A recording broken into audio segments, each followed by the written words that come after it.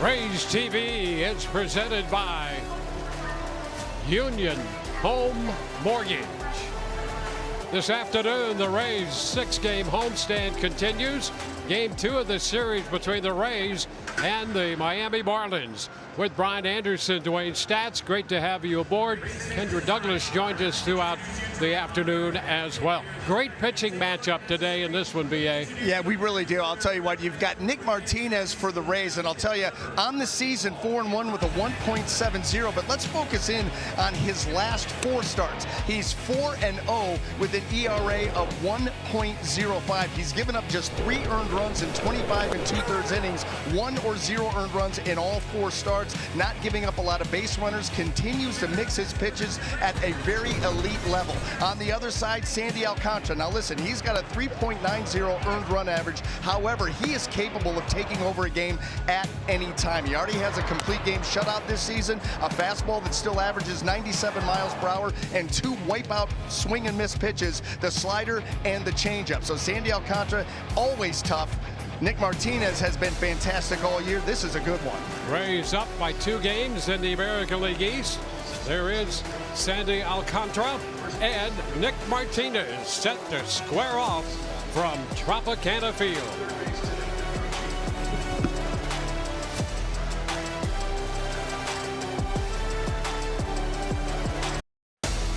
Rays baseball is brought to you by Orlando Health. We make it personal. By Rooms to Go. Buy the piece, save a little. Buy the room, save a lot. And by Wells Fargo Active Cash Credit Card. Earn unlimited 2% cash rewards on purchases. Terms apply. Rays and the Marlins today, and coming up, Kendra visits with Chandler Simpson.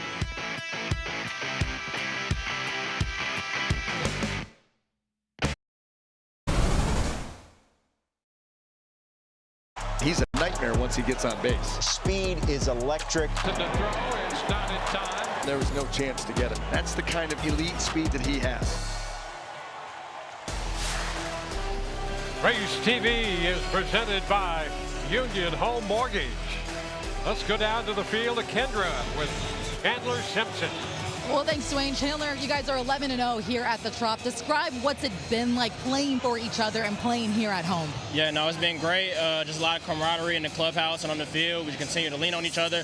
Offensively, pass the bats back and trust our ABs, and then pitching, they lean on each other as well. One thing we have seen from you is you're not slowing down anytime soon. We saw that a little bit in Friday's night series as well. How do you continue to manage the balance of being aggressive but also playing in control? Yeah, just being smart, studying the game, doing my homework on pitchers and catchers and opposing teams, making sure I'm picking the right spots, know who's at the plate and know the game situations, and putting that forth on the field. You got a lot going on here. Richie's birthday, Jonathan Aranda, bobblehead. How good would it be to get a win out here? Oh, man, it'll be great. To win on the birthday and on the bobblehead night, it's only right. Chandler, thank you. Dwayne. All right, thank you very much. The Rays and the Marlins all set to square off following the Rays' victory in Game 1, 7-2. The Rays now 29-14 on the year, atop the American League East. It has been a great start for this ball club, and they're taking it day by day, but there's no reason to believe that this is a trend that could continue. Yeah, why is it not sustainable?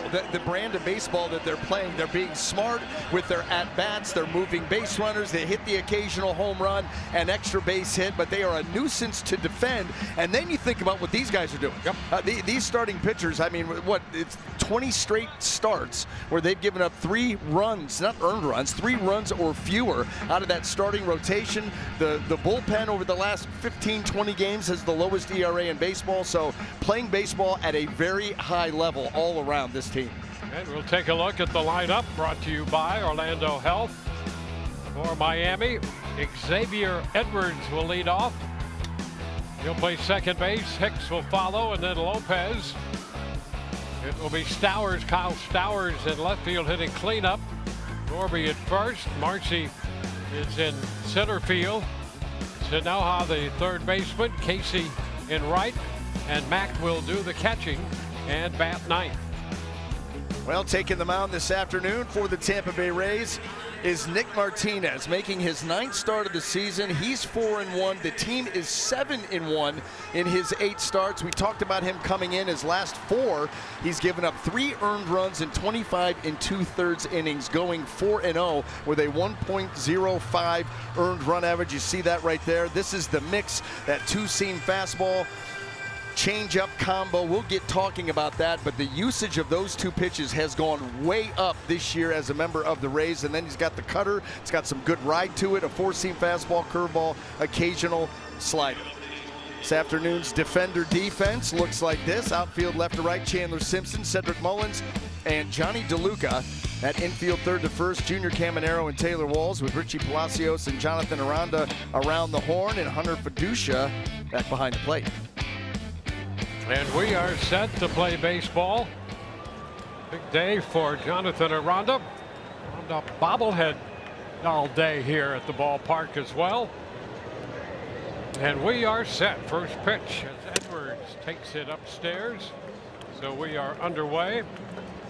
Edwards starting the afternoon, hitting .317 on the year. 2 hits last night, 2 for 4 out of the leadoff spot. I'm going to tell you this right now, Dwayne, just to get off the beaten path already. The Armed Services Weekend accessories for the Rays go with the City Connect uniforms perfectly. Absolutely. They look great. The hats, yes, the shoes, socks. Aranda's got the best look. Yeah, look at that. He's got it going on down there. Yeah, that's a good looking uni. Yeah, they've got to utilize that on more than one occasion. Looks good. That's a strike. Edwards shaking his head. But the count will go to 2-2. And then you have those. Those yep. go right with the City Connect, and that's got to be Richie, of course. Yeah.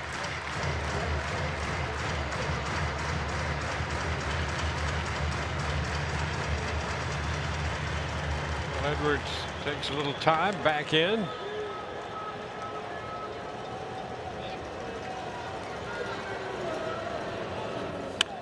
And a check swing roller to first. And Martinez over to take the toss, covering the bag. Edwards out 3-1. PFP. Pitcher's field in practice. Yep. Yeah. Just instinctively breaks over there. I still do that. Yeah. Anything that moves to my left and I break, I'm heading there. I've noticed that on occasion. Here's Hicks now, the DH. Starts the afternoon hitting .287. And there's a strike. Well, the Marlins feel they are a much improved team, and of course they made a big step last year. Clayton McCullough taking over as the manager of this team. He's on the Dodgers coaching staff. Popped up, got it in on him. Coming down from third, Caminero. 2 gone. That's what has made Nick Martinez so good here for the Rays. His sequencing. You know, first pitch was a 2-seamer that kind of caught, enough of the plate. Then he tunnels the cutter right off of that 2-seamer. It gets the jam pop-up. That's what it's all about. The veteran understanding, reading hitters' swings, understanding their approach, and being able to mix and match his pitches all around the strike zone. That's why he has been so good and so sharp here in the early going. So 2 quick outs here in the first, and now Otto Lopez.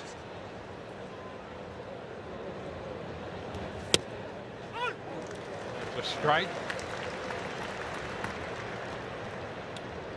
Lopez at .337.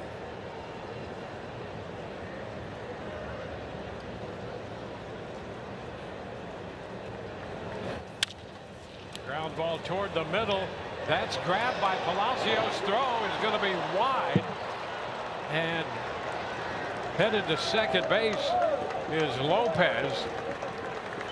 Well, a hurried off-balance throw there. What happened with Aranda?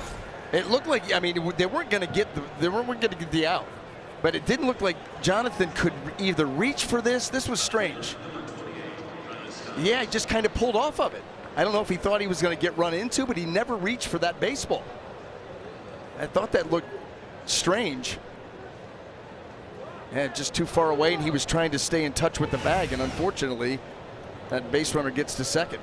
Well, a hit for Lopez, an error on the play. An error charged to Palacios. And turn, nothing doing back at second. You could see Aranda too shaking his glove because he realizes, look, we weren't going to get him, and the most important thing is to catch the throw. Leave the bag, catch the throw. You just can't let that ball get by you, and I think he understood that.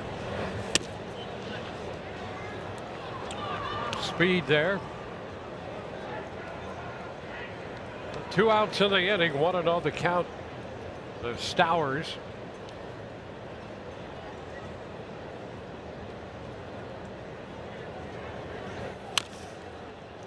Foul ball.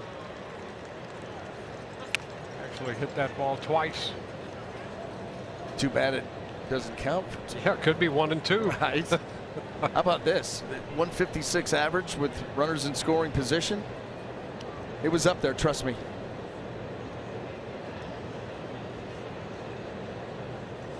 One pitch. That's a long one down that right side. Going to be foul. Boy, home run distance on it.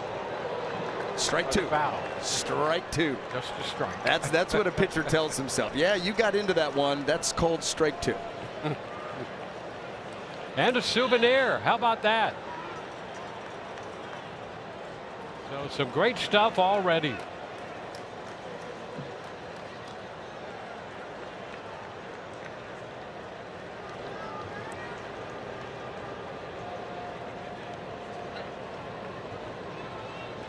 Lopez, the runner at second.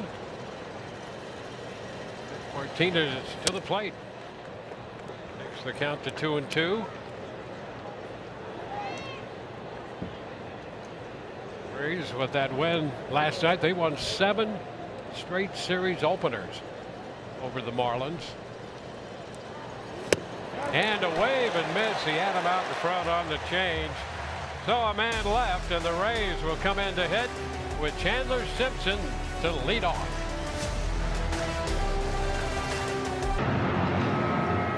Take a look at the lineup for the Rays, brought to you by Orlando Health. Chandler Simpson to lead it off. Caminero and Aranda 2-3. Yandy Diaz the cleanup man. Then Palacios, Mullins, Johnny DeLuca hits 7th. Venusia getting a start again behind the plate. Taylor Walls at shortstop. Well, and the Miami Marlins workhorse Sandy Alcantara making his 10th start of the season, 3-2 with a 3.90 earned run average. See 39 strikeouts up against 20 walks. He's only allowed 4 homers in 57 plus innings. And the first pitch is a ball. 1-0 to Chandler Simpson. That 2-4 seam fastball adds up, 43%. So he'll mix those 2 pitches. The changeup, a good swing and miss pitch for him, as is the slider. And that's a little close. And both third and first in, and with a 2-0 count now. Sanoa down at third, backs up a little bit. Norby still well in on the turf. Fly ball center field. Marcy cutting back, angling to his right, makes the catch. Let's take a look at our afternoon defender defense. And joining Jacob Marcy in that outfield is going to be Kyle Stowers in left and Owen Casey in right. Across that infield, third to first, Javier Sanoa, Otto Lopez, Xavier Edwards, and Connor Norby, with Joe Mack back behind the plate. And Junior Caminero at the plate for the Rays. This is inside.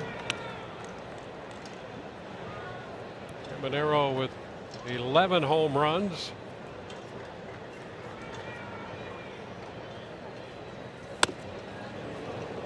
Another one a little tight. Contra coming off a 6-inning no decision against Washington his last time out.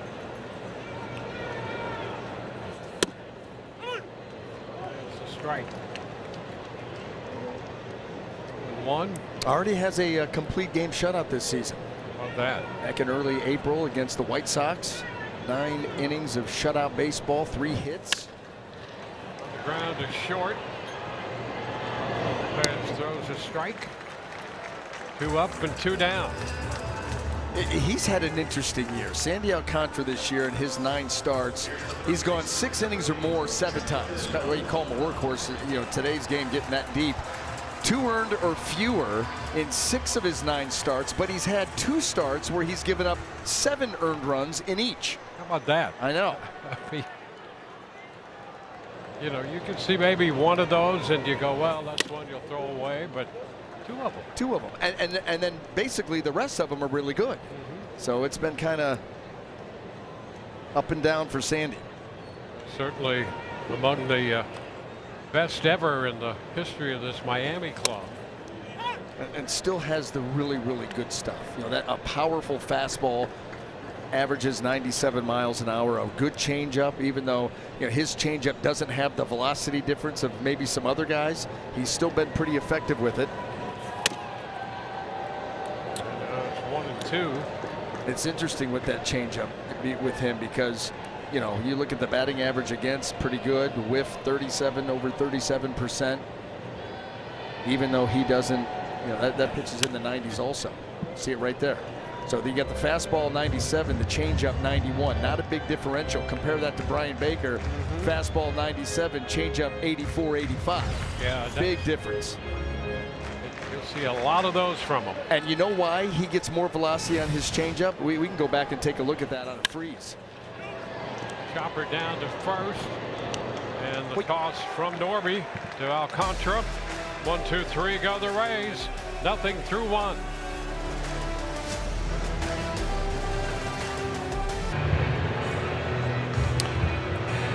One inning in, no score. We go on to the second. Connor Norby, the first baseman, leading off against Nick Martinez.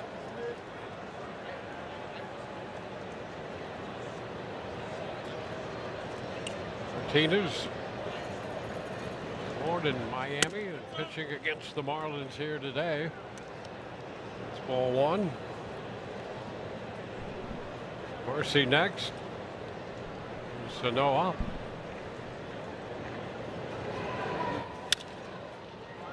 And to right. DeLuca's out there today for the Rays, waiting on this one, 1 away. Well, we got a StatCast here on Nick Martinez. StatCast 3D powered by Google Cloud. The difference on the changeup to the fastball with the velocity. And what it equals is that fastball gets to the front edge of home plate 7.5 feet in front of the changeup based on his velocities. 93 on the 2-seamer, and then you see the changeup basically at 79. That is the differential. That's a huge differential. That's why you see guys so far out in front with that changeup. So hard to stay back on. The difference, and we'll talk about that next half inning, is with Sandy Alcantara. His 97 mile an hour fastball, 91 mile an hour changeup. They're going to be much closer. That difference not nearly as wide. 2-0. There's the breakout. I mean, look at that differential right there. You're talking about 14 mile per hour. That's Brian Baker land. Alcantara, he's still effective with his changeup at only 6 mile an hour, and we'll get into why when he takes the mound again. But I love the 93 to 79 because you talk about getting a hitter in between. That 93 mile an hour fastball, you can't sit back long enough on the 79 mile an hour changeup. And then that 79 mile an hour changeup makes the 93 look 95, 96. Yeah, they make each other look better. They do, and that's why you're seeing him use that combo. You know, his changeup usage is up 8% from a season ago, and it's so difficult that the decision making of a hitter to stay back on that and not swing. But it makes that a little more effective. That one got hit. When served into center field, Marcy is aboard. And you almost wonder that he just was not even going to bite on the changeup. I'm sitting fastball the whole way. That can be tough to do, but he gets it here and he doesn't miss. That's a nice job by Marcy.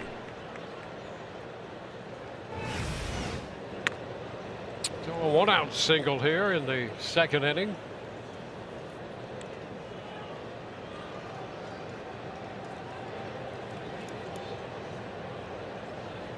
Martinez coming off that outing in Boston when he made 80 pitches. The right side foul. DeLuca after it. Will he have a play? It's out of play. Strike on Javier Sanoa. Here's the Miami third baseman.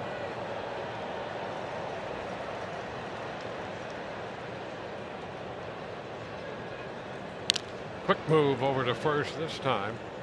And Marcy can run. 13 stolen bases. He's been caught 4 times.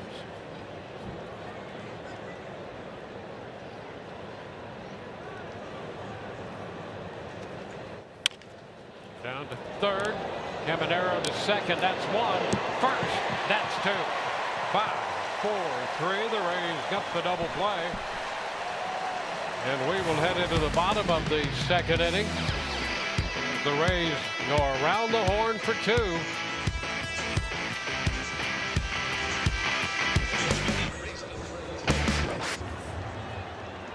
Rays are back at Tropicana Field. 3-game series against Baltimore starting Monday. Get your seats at RaysBaseball.com/tickets.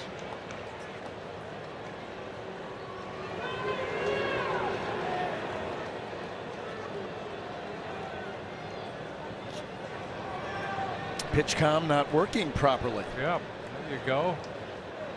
Technical difficulty. Well, Yandy's going to lead it off here in the home half of the second. Homered his first time up last night on that breaking ball. Breaking ball, a hanger in the middle of the plate. Those are the ones that Yandy really likes to pull. We always talk about him going up the middle the other way, but hang a breaking ball, something soft in the middle of the plate, and that's when he will turn and burn. Now we're all set. He takes ball 1. Well, check that franchise leaderboard in the home run department, and he moved 1 up on Carl Crawford. Everybody chasing Evan Longoria. Evan's got a pretty good lead right there. Yeah, it's going to be a minute. No. Yeah. Yeah, we're going to see Evan later in the season right here at Tropicana Field with Rays Hall of Fame induction and all of the pomp and circumstance and ceremony that goes with that. That will be a lot of fun. That will be highly anticipated. Already is. That will be some kind of weekend. Well, his number will be added to those up there.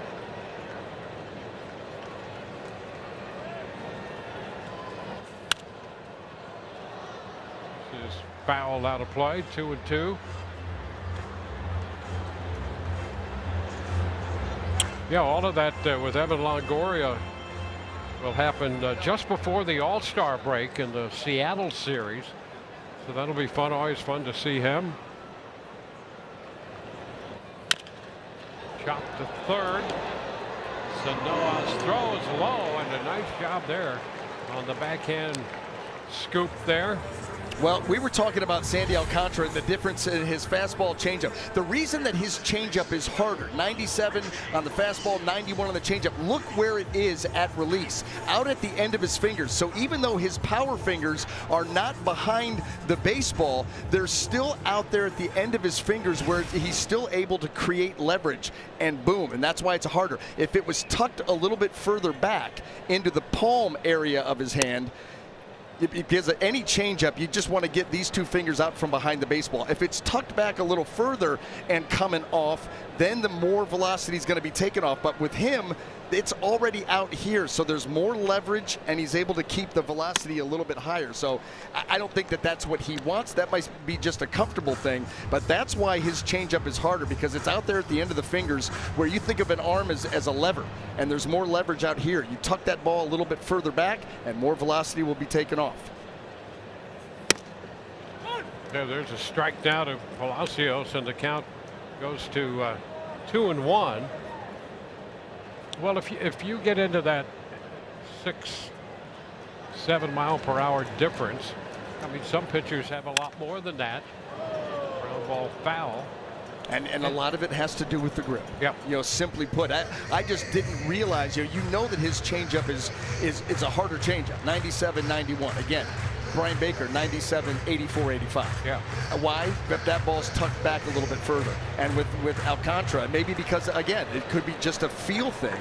Now, the power fingers are not behind it, so he can't throw it as hard as the fastball, but it's still out at the end of his long fingers, so he's able to still create leverage and have that velocity. You see right here at release, you know, like he's right out here as he's coming down through, and that ball, boom, creates a little leverage. He tucks that back closer into the palm where it's back this way and starts to roll out. All of a sudden, you're going to take off another 3 or 4 miles an hour. Yeah, so that could be the difference between, say, 7 and 10 or 12. Yeah, absolutely.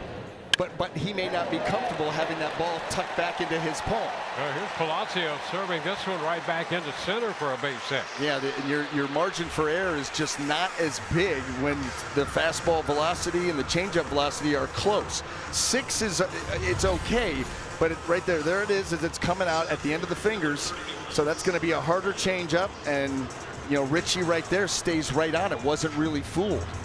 Certainly was not out in front. So the Rays get their first base runner on that single. Palacios now 7 of his last 14. He's getting serious up there at the plate. 7 for 14. And one more thing on that changeup. When it's out at the end of your fingers, you feel like you have a little bit more control of it. I remember the first time I ever tucked a circle change back into my palm and threw it, and I mean it just shot out to the left, nowhere near the target. It's a very awkward feeling to do that. And so he just may not be comfortable with it tucked back in there. I like it better out here, and it takes off enough velocity. That's what I'm going to stick with.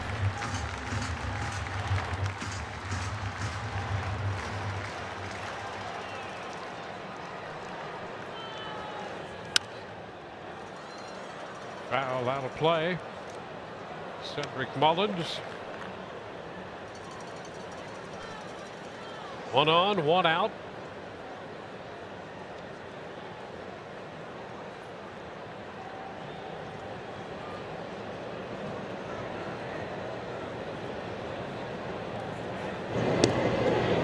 Back in goes Palacios there at first.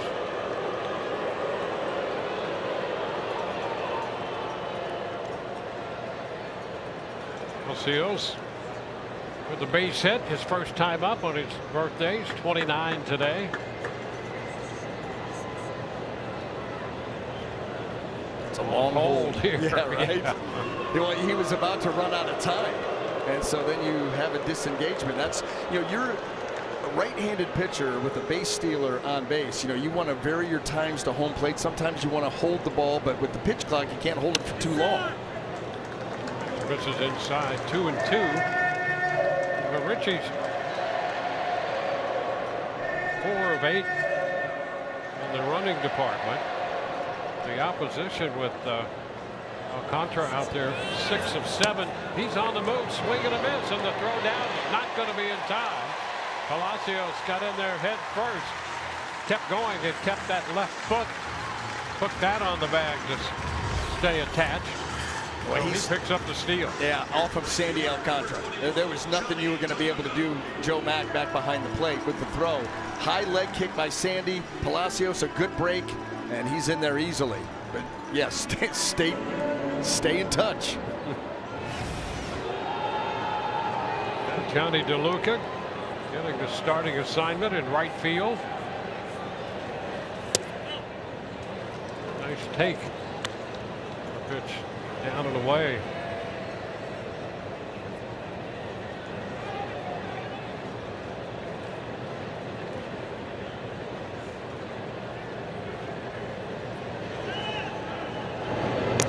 Back to second. She back in. For each stolen base at home this season, the Rays donate $250 to the Orlando Health Foundation, West Florida. There's another addition with the steal by Palacios. The change up there has DeLuca out in front. And even that one at 92. Why was he so far out in front? It was a changeup in. You're guarding against that fastball, and we talked about that last night. Changeups in really force a hitter to make a quick decision.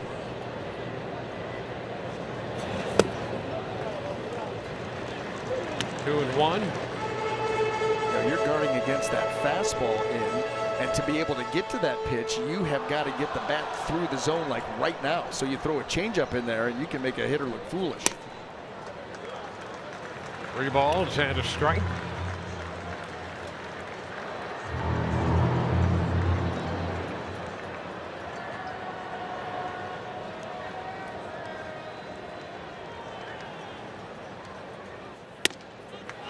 And ball 4.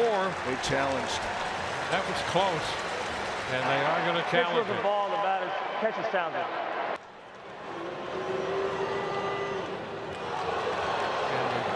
Just got a little Miami Suns part of that zone. ABS powered by T-Mobile. The count will go full now. Did not have a challenge in last night's game. Not one. How about that? How about it? And you know, they have handled that so quickly that it seems as if it's been around forever. You're right. It has been done very well. And I think people like it across the board. Yep.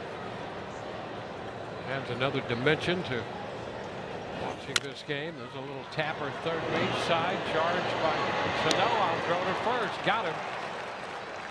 And so the Rays leave a man in the second inning. We have no scores. We take a look at beautiful St. Pete Beach right there.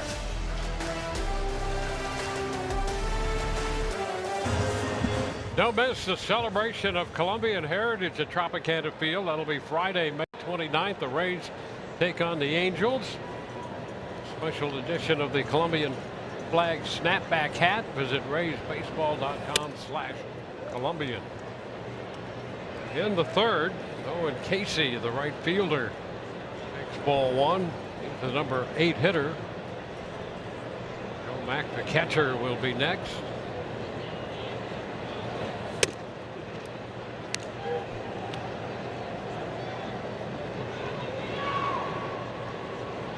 The count.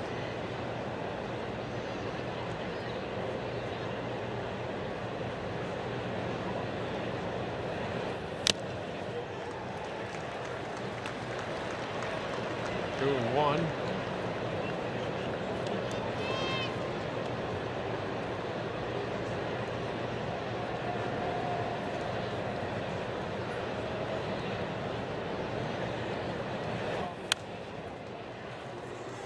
Squaring.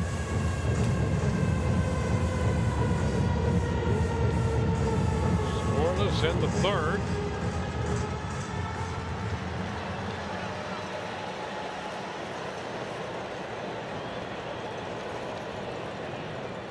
He's stepping back.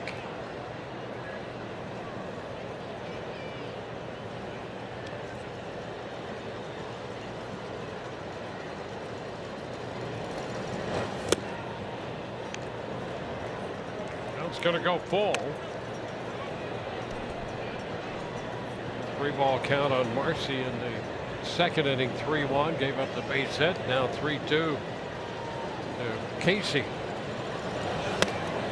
and he loses him. So the base on balls. Let's check in with Kendra right now. Kendra.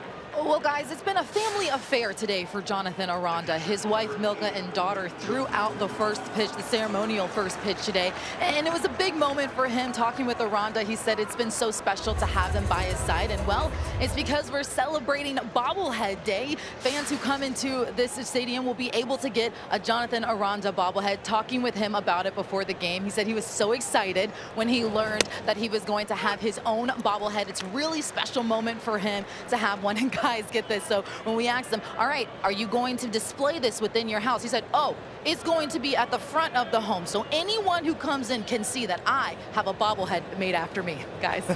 Well, of course. There's a strike call to Mack.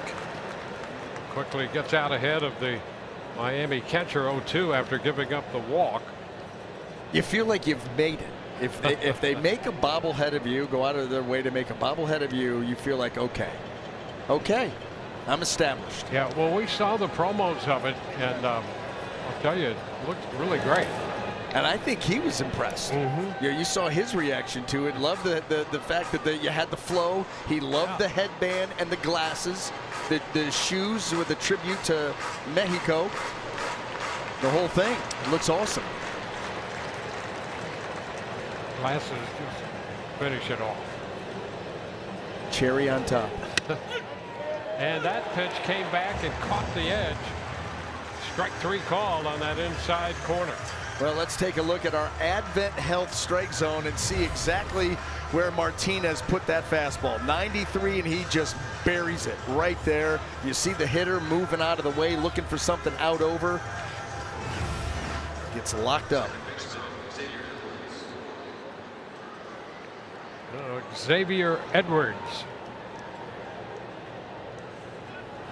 Start and stop off first.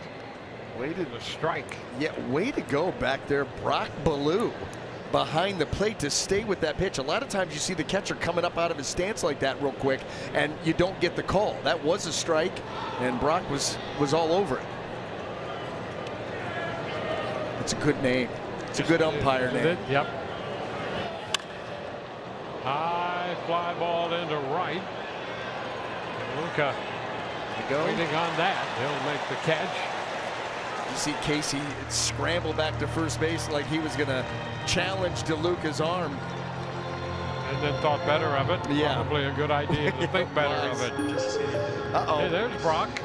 Ejected Kevin Cash in 2024 for arguing a hit by pitch.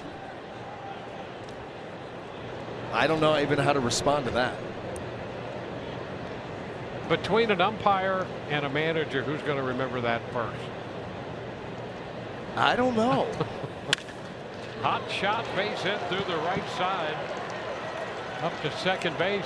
I'll tell you, he didn't have time to think about going to third. That ball hit sharply. It was. And DeLuca got to it quickly. Yeah, that's a really good question. It depends on, I guess, the degree of, like how bad did this argument get? Yeah. I mean, were you really up in each other's grills? Because if you were, then I think the manager would remember that, and maybe the umpire too. Yeah. Or you get an umpire who it's like a notch in his belt, and he's like, yeah, I got you, Yeah. I'm gonna get you. Lopez taking a strike. I would think that a manager, well, I would think that umpires eject more participants than players get ejected. Managers, it's something else because they're around over a period of time. They can rack up a few ejections. Oh yeah. So that makes it a little more difficult to figure who's going to remember that the most. Now, you can't. It's difficult today's game, to get as many as you could back in the day. Yep. Not a lot of things you're even allowed to talk about. That used to be a great sideshow. Oh yeah. Baseball managers. I mean, Earl Weaver. Oh, I mean, some of those that you just go back and Google. yeah, absolutely. Go to YouTube and enjoy. Yeah. I mean, we'll take time out for this little discussion.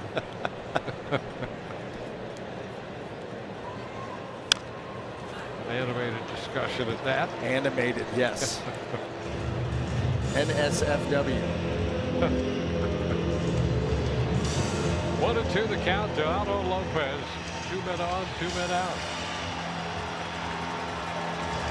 Was it Lloyd McClendon who took a base after he got ejected? He pulled the base up out of the dirt and took it with him? Yeah, that's happened a couple of times. There's just some of the things that have happened over the years.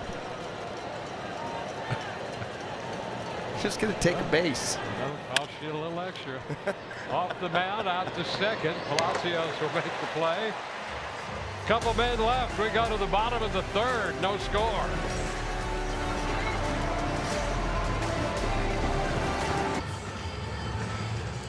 Rays fans, get ready for Curds in the third. If the Rays score a run in the third inning, you could score free Wisconsin cheese curds. Rays coming into bat in the bottom of inning 3. They'll score. 3 men left on by Miami. The Rays have left one. Palacios had a single and a stolen base, was left at second. And Hunter Fiducia will open the home half of inning 3 against Sandy Alcantara. Takes ball 1. Taylor Walls next, and then Chandler Simpson.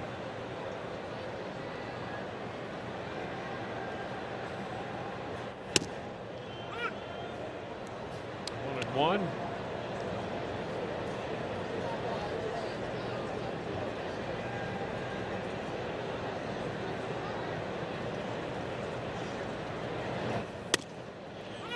That's in there for a strike.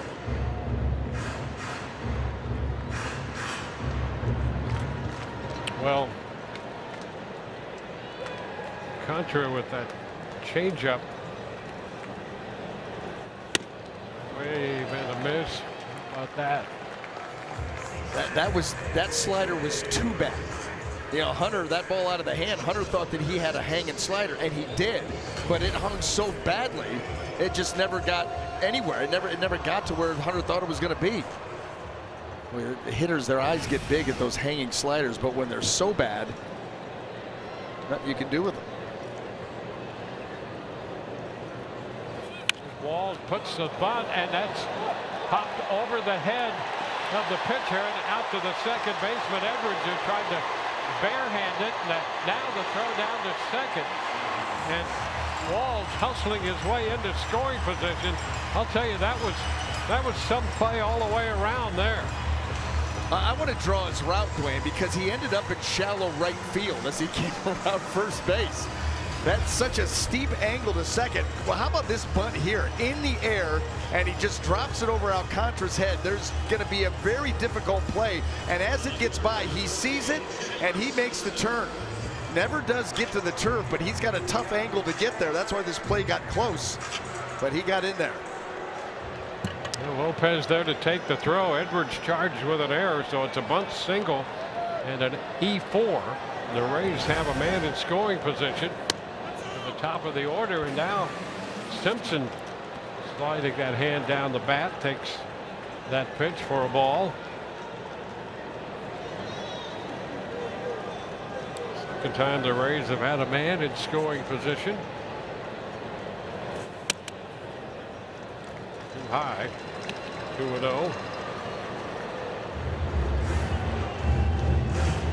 Simpson came into the game with a couple at bats against Alcantara, 1 for 2 with a run batted in. Has a chance to do something here. There's a bunt, foul.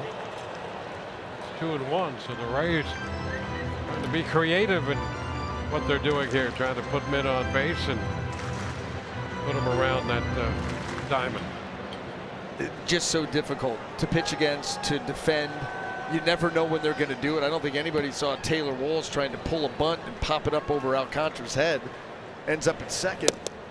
And a wave and miss at the changeup, and it's 2-2.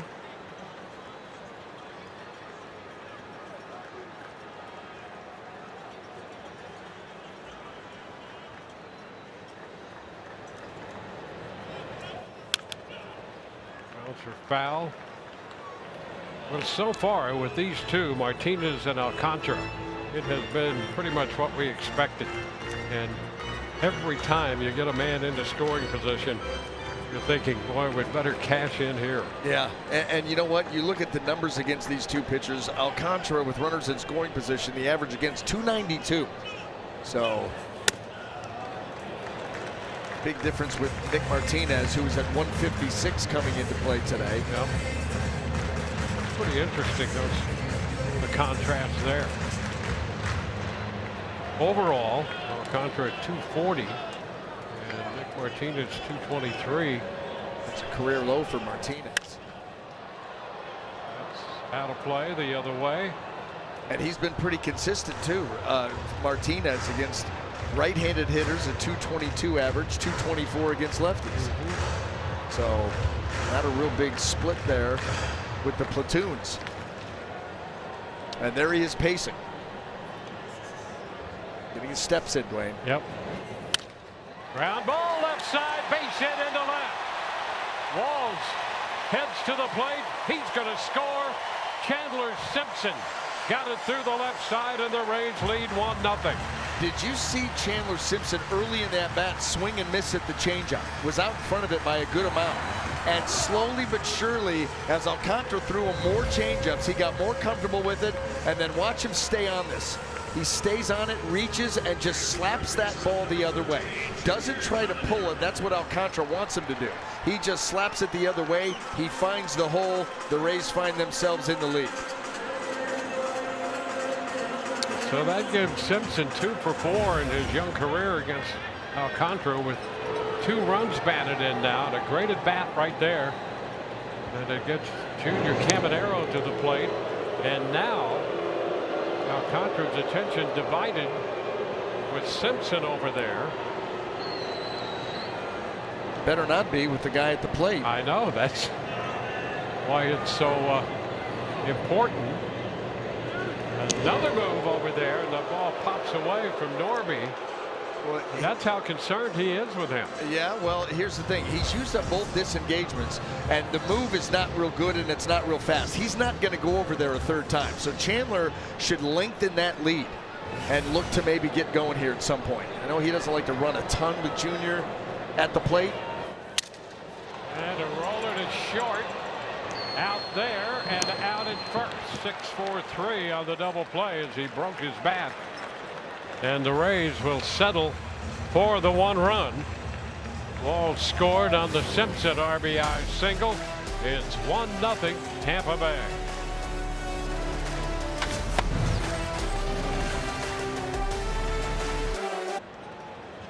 Rays have a 1-0 lead on the RBI single by Chandler Simpson. We go to the 4th. Stowers leads off and misses that pitch up. Strike 1. That's that sinker up. 2-seamer. Thank you. Thank you. And I'll let it be. 1 count. And strike 2. Going to challenge it. Pitch was a strike. The batter's challenging. And he's been right once already, and Calls just overturned minus 2 challenges. Go back, rewind, and listen to what Brock Ballou said. He didn't say the pitch was called a strike, the batter is challenging. He said the pitch was a strike, the batter's challenging. I like his confidence. I did. This one is lifted down the left side. Simpson into foul territory and runs out of room. Yeah, he was locked in on his call. Didn't say pitch was called a strike. Pitch was a strike. This guy wants to challenge. Gotta like it. It throw you right out, Dwayne. You gotta believe in He's yourself. fired cash out of a game. Yeah, that's right. 2-2.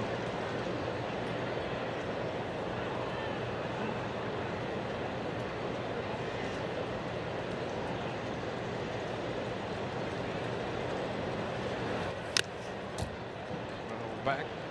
Stowers leading off the inning. Norby next. Marcy.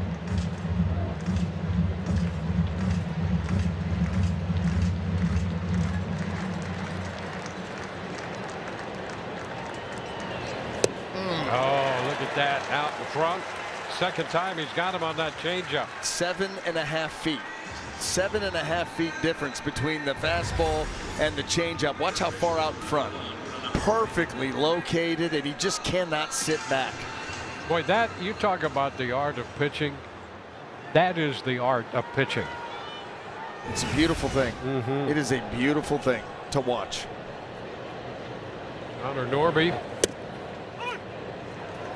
takes that one for a strike.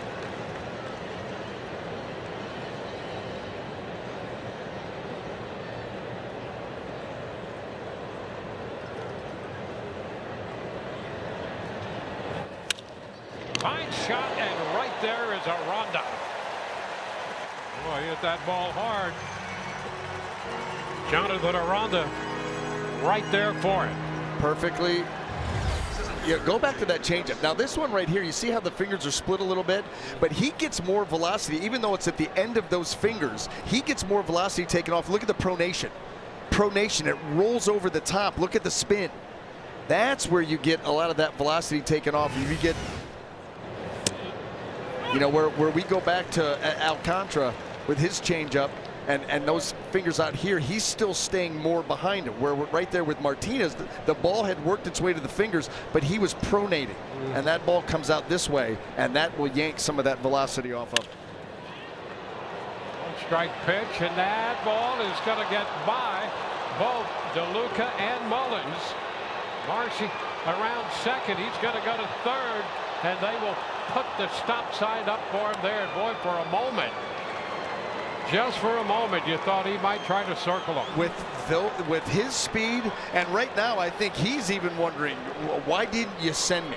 That was a shot, and I think DeLuca made the dive there thinking, hey, I can make a play, but even if I come up empty, Mullins will have it. Well, it got by Mullins too. And so now all of a sudden you have a little trouble picking it up, and you wondered, and it was a late stop sign, and when he sees where the ball is, Marcy's like, really, I could have maybe.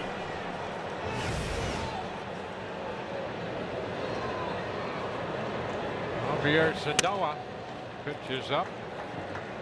Marcy with his third triple of the year, 2 for 2 today.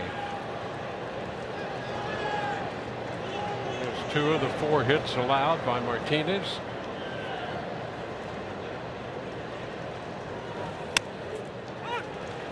Strike. Change up.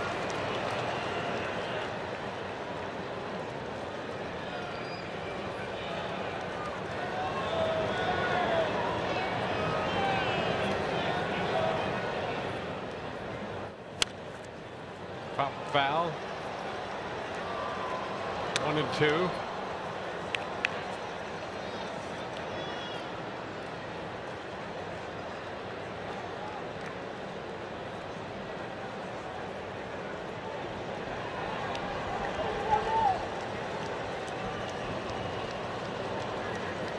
Big 1-2 pitch.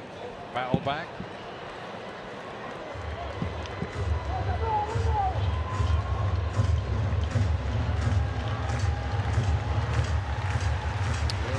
Double play out of him in the second inning around the horn. Trying to get the final out here in the top of the 4th. Hot shot. Oh, stopped by Caminero. Throw to first. Picked out by Aranda. Hot shot. But the Rays defense up to it. Caminero to Aranda to retire the side and leave Marcy stranded at third base.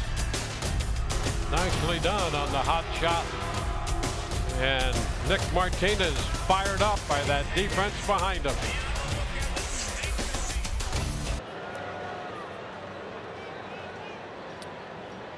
Jonathan Aranda leading off the home half of the 4th. He gets strike 1. Yandy Diaz next, and then Richie Palacios.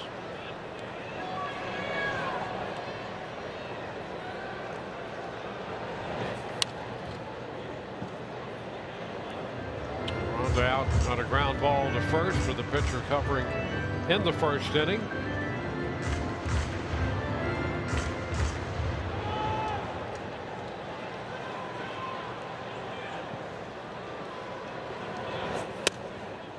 And a cut and miss. Out on strikes, first out. Be strikeout number 3 for Alcantara. Well, our Orlando Health slow-mo replay, that slider acting more like a cutter as the swing of Aranda underneath that baseball. You know, more times than not, you're going to swing at a slider, swing and miss. It's going to be a back foot. You're going to swing over the top of it. That was underneath, more of a cutter look by Alcantara. Fastball's got some life, doesn't it? I mean, good velocity, but you could just see that late movement, how it just kind of darts into the zone.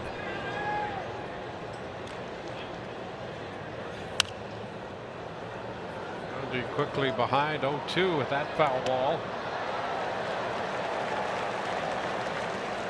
Well, Yandy came into the game hitting .297. And he has been clutch for the Rays, especially late in games.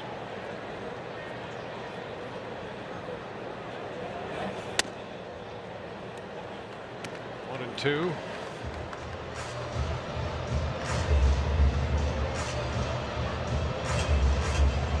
He is 10th in the league in hitting.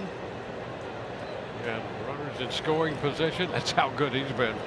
.467. Ground ball deep short. Lopez from the hole.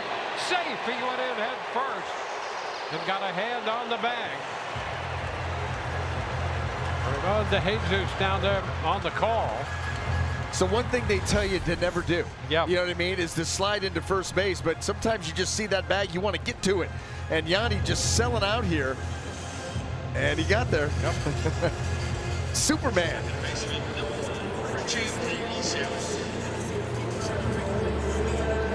So Look at the big guy, right? Hey, listen, he slid through the bag. Yep. Just like you're supposed to do. infield hit the hard way there. You want to make $20 the hard way? That's how you do it. That's how you do it. One strike to count for Richie Palacio.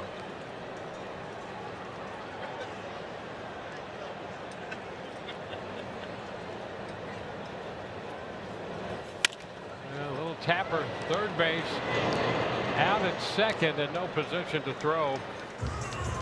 Palacios is aboard on a fielder's choice.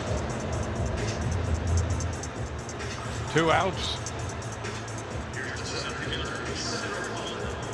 Cedric Mullins.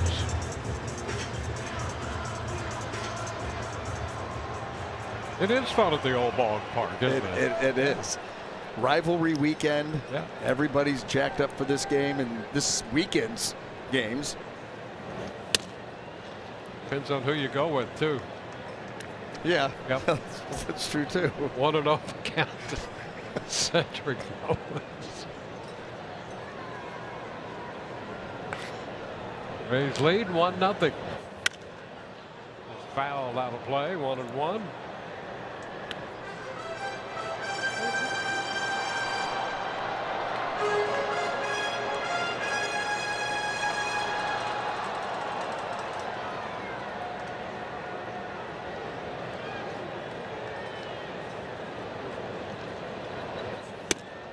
That's a strike. 1-2. Hey, let's break this down. The Citrus Series going on here. Well, before Kevin Cash became manager, the Rays 1 game under, and since taking over, Yep. it's been all Rays. 39-16. At one point, the Rays had won 9 games in a row. I mean, that's over a course of a couple seasons.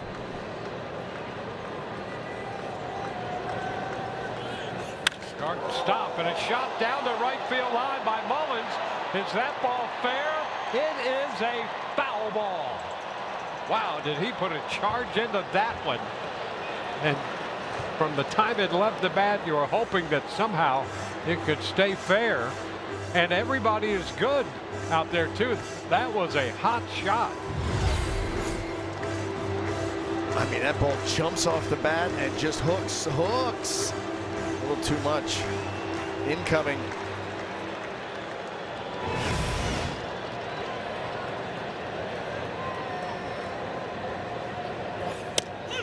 And that's strike 3. So a couple strikeouts in the inning. Rays got the only run of the game in the third. Through 4, it's 1-0.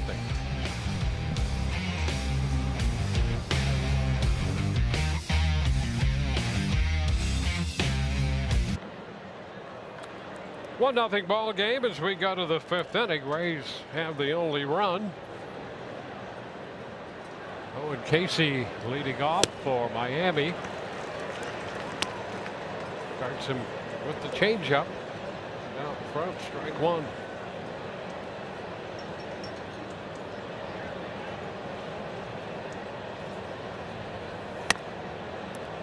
Upstairs, 1-1.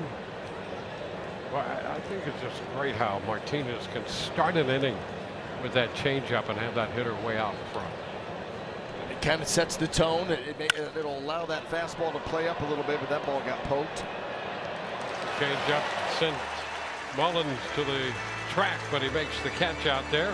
One away. You can see Nick Martinez kind of breathing a sigh of relief because he left that changeup up, and when it's up, it flattens. It's right there. There's the look. Yeah, I didn't like that. Well, and how about this? And this is from the pitcher's perspective.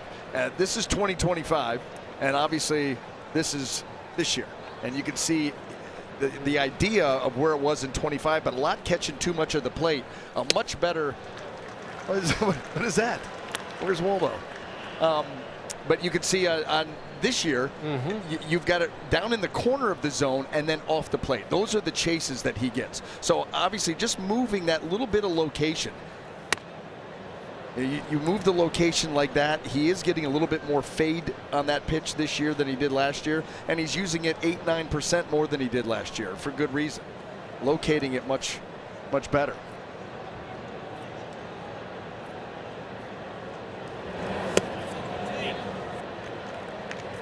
Two and one. And that little rock he has going before he delivers, that can't hurt his cause either. It's unique. Yeah. I mean, how many pitchers do you see do this? None? Maybe Nick Martinez. There's that changeup again. And it's just getting into rhythm. You're just getting into a rhythm, and then boom, off you go with your delivery. It is very unique. You don't see it a lot. And watch the pronation. And look at the spin on that pitch. Woof.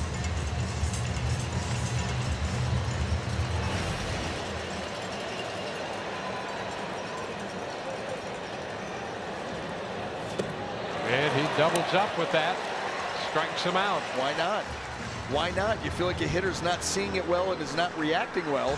You've got the count in your favor. Go right back to it. If he takes it, fine. It opens up something else. That's the thing about sequencing. Look at, again, the pronation. Look at the spin and look at the finish. I mean, he missed that by plenty.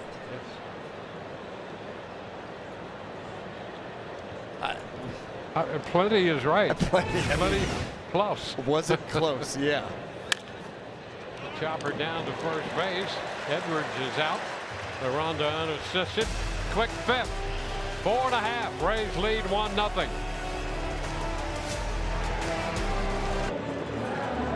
May is Mental Health Awareness Month. The Rays and Orlando Health offering free mental health first aid training. Help recognize and respond to challenges.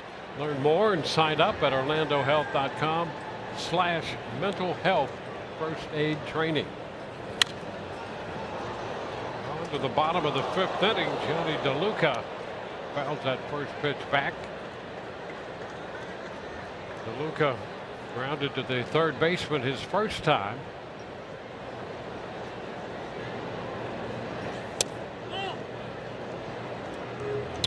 One.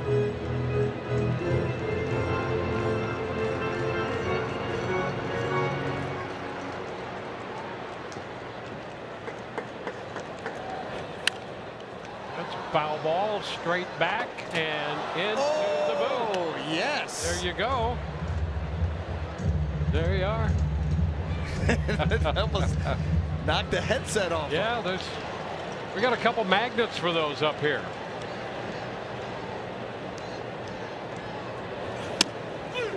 Oh, that's a strike call. DeLuca caught looking. Here it is. There's the route. Came in hot. Stayed right with it.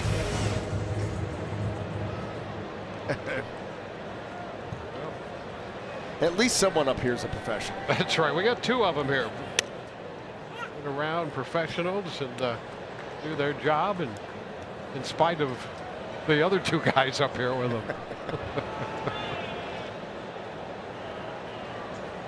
Strike the count to Fiducia. Look out, a foul ball right back. 2. Slight adjustment from Brock Ballou there with the mask.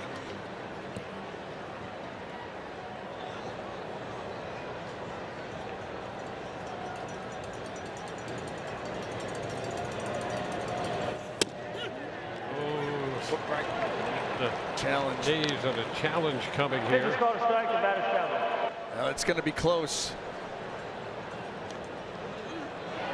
Ooh. Calls overturned. Tampa has 2 How count. about that? So he's still alive up there. Boy, that's a Just good missed. Yeah, I mean, at 99, right at the patella tendon. There's the attempt by Mack to frame that up. Now fly ball into left to Carey. Stowers makes the grab. 2 up and 2 down. Let's take a look at the Toyota trend going for the Rays. Last 11 games, the Rays have outscored the opposition 51-14, scoring first 9 of those 11 games, and the Rays are 11-0 in that stretch. 51-14. It's an 11-game winning streak. You've given up 14 runs in 11 games. How about that, huh? I mean, that is just next level stuff. Mm-hmm.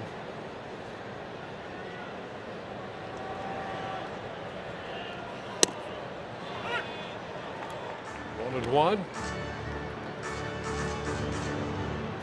Well, what it tells you is that the Rays have done this by design. It's one thing to design it. It's another thing to go out there and execute it. And they have done both.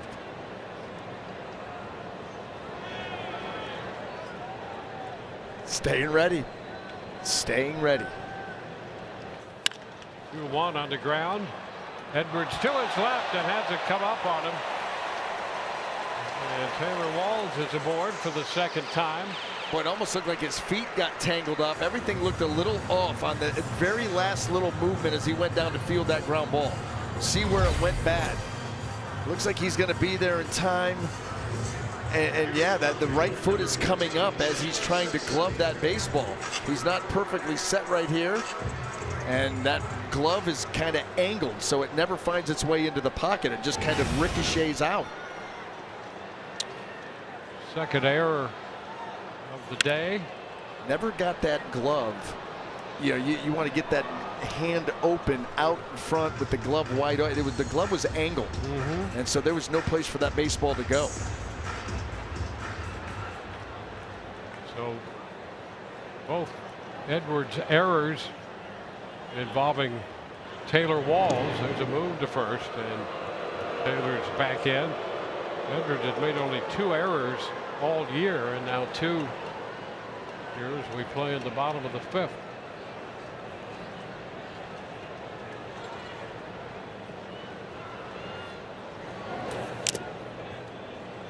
Foul ball, trying to check his swing. Count advances to 2 strikes.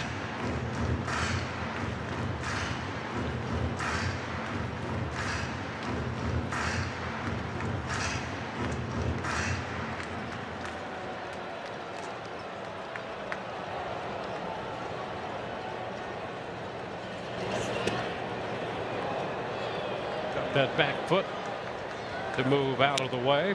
1-2.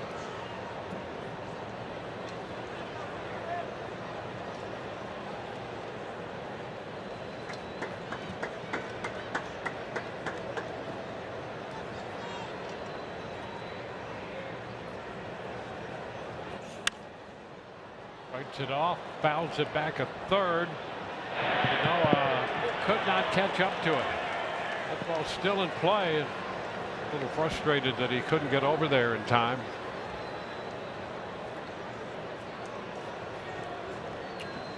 Well, the base hit by Chandler Simpson in the 3rd inning gave the Rays a run.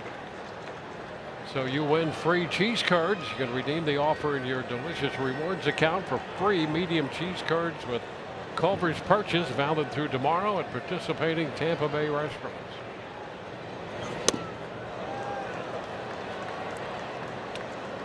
Two and two.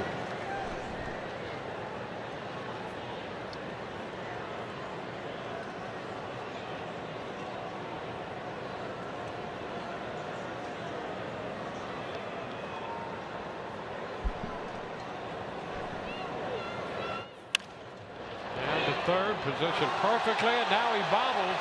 And with Simpson down the line, no place to go. Hit the ball right to him. I mean, how about this if you're Sandy Alcantara? You know, you get the error by Edwards, you're like, okay, I got to pick somebody up. Then you get Chandler to slap that ball the other way. This is going to be the end of the inning for sure. And somehow this ball comes free. He's looking for out number 5 this inning. Well, Marlins going to have a little conference on the mound here with 2 outs, then the back-to-back errors bringing Junior Caminero to the plate. That's the other side of all that. Right?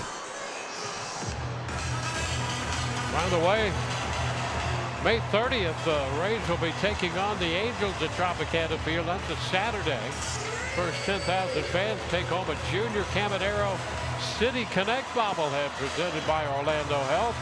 Don't miss that. Get your tickets now at RaysBaseball.com/tickets. The Angels in town and the Junior Caminero City Connect bobblehead. Do you see the little touches that they put on the graphic there? Little purple stars. Yeah, really nice. They come in early for those. That's a big series too with the Angels. Yep. Take advantage of those West Coast teams coming all the way east.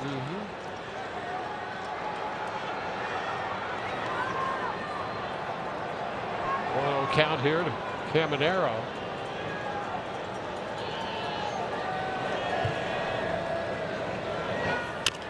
That's a little tap, going to be a tough play. Nobody's going to get this one. And the bases are loaded. Boy, as hard and as long as Caminero can put them all into play. And he gets a base hit on this. Well, here's what I'd be interested in. Sandy Alcantara was the only person on the field that had any interest in trying to field this ball. Okay. I mean, you may not have been able to do anything, but no one even seemed to care. Yeah, good. Sanoa did come in to pick it up. At least he got that one. Well, here's Jonathan Aranda, bases loaded now, and a big opportunity for the Rays.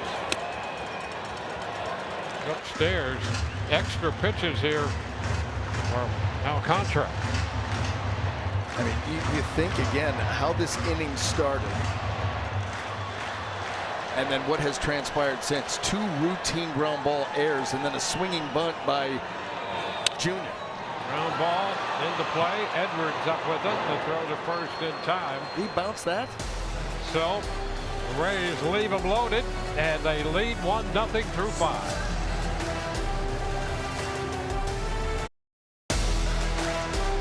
Rays Baseball is brought to you by Advent Health.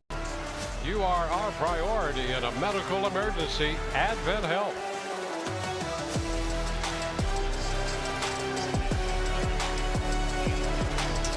1-0 Rays lead as we take a peek at Pasadena. Oh, what a place to be. Oh, What a place to be. for sure. Hicks to lead off the 6th against Martinez. There's a first pitch strike. 64 pitches through 5 for Nick Martinez. Pretty typical of him. Yeah, I mean, on the season, he's just at 14 pitches per. Very efficient. And ahead here, 0-2. William Hicks, then Otto Lopez, followed by Kyle Stowers.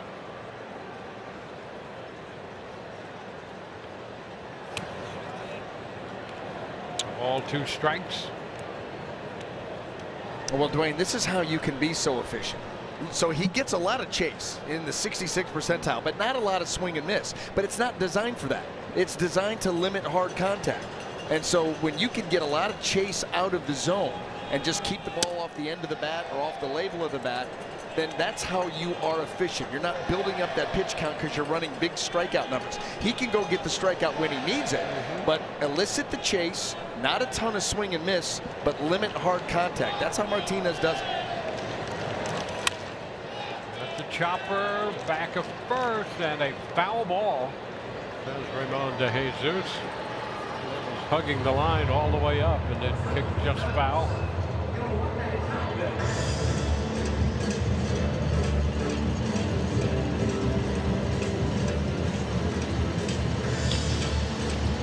Rays on a 6-game homestand at the Marlins tomorrow here at Tropicana Field.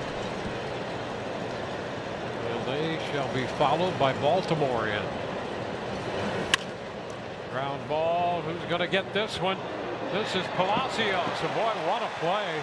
He had to throw across his body and against the momentum when he went after that ball, and he gets his man. He was pulling off of that ball thinking Taylor Walls was going to take it. Our all-state good hands replay. Watch Richie making it. He's feeling Taylor, and he stops, and then he's got to reach. That's a little unnerving. You know, Taylor Walls is bearing down on you, and you're like, should I or should I not? I've got to make a reach and then a tough throw like you were talking about. And there's Nick Martinez. No shortage of energy from the Rays starter. Now fly ball by Lopez into right center. That's going to bound to the wall. Extra bases. Lopez in at second. That's his second hit of the day. Double number 12 on the year. Lopez, who came into the game hitting .337, has not let up. Curveball. That was that knuckle curveball, and it just kind of stayed in the middle of the plate above the knees. And Lopez, too good of a hitter, he stays right on it and goes the other way.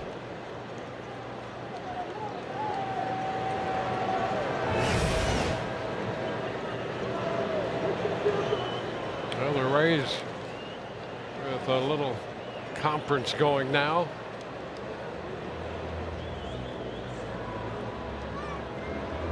Lopez in scoring position out there. Stowers will be the hitter. There's Clevenger getting up in the bullpen. Well, Armed Forces Day, and during America's 250th year, baseball saluting our service members and their families. You can't forget the dedication their families make. They help serve those who serve us. Visit MLBtogether.com. Armed Forces Weekend. All you have to ask yourself is, where would we be without them?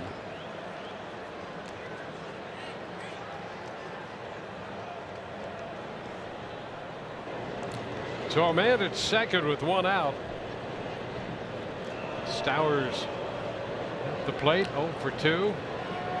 Martinez, a couple strikeouts against him, utilizing the changeup.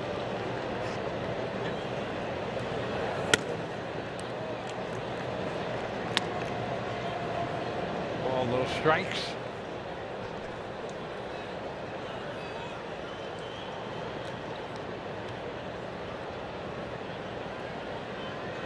Trying to keep Lopez close. It's out of play. The other way, 1-1. Wall's up the middle anyway, and he's back and forth, trying to make Lopez aware of his presence.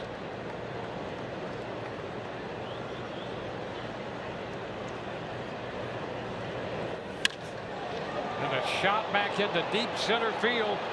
Mullins will go to the track to make the catch. Back to tag Lopez, and he will advance to third. He'll be there with 2 outs. You know, and a wise play. You know, a lot of guys want to make a play. They want to show off the arm. They want to throw. A nice job there by Taylor Walls to not throw that baseball. You know, it's one thing if you've got your pitcher backing up that particular play and you want to rifle one over there, but Nick Martinez was still in the center of the diamond, and so all you have is Junior. You make a bad throw there, this game's going to be tied. You know, he wants to throw, he looks to throw, and then I'm going to hold it. Norby and a ground ball that is just foul. Boy, Lopez in foul territory down that third base line, trying to get out of the way of that. The ball skipped by him. Take a look at this. The Matrix.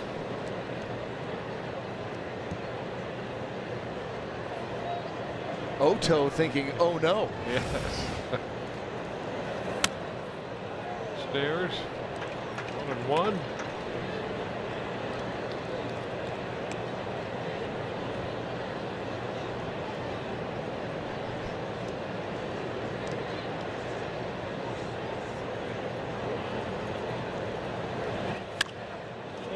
And a popper short center.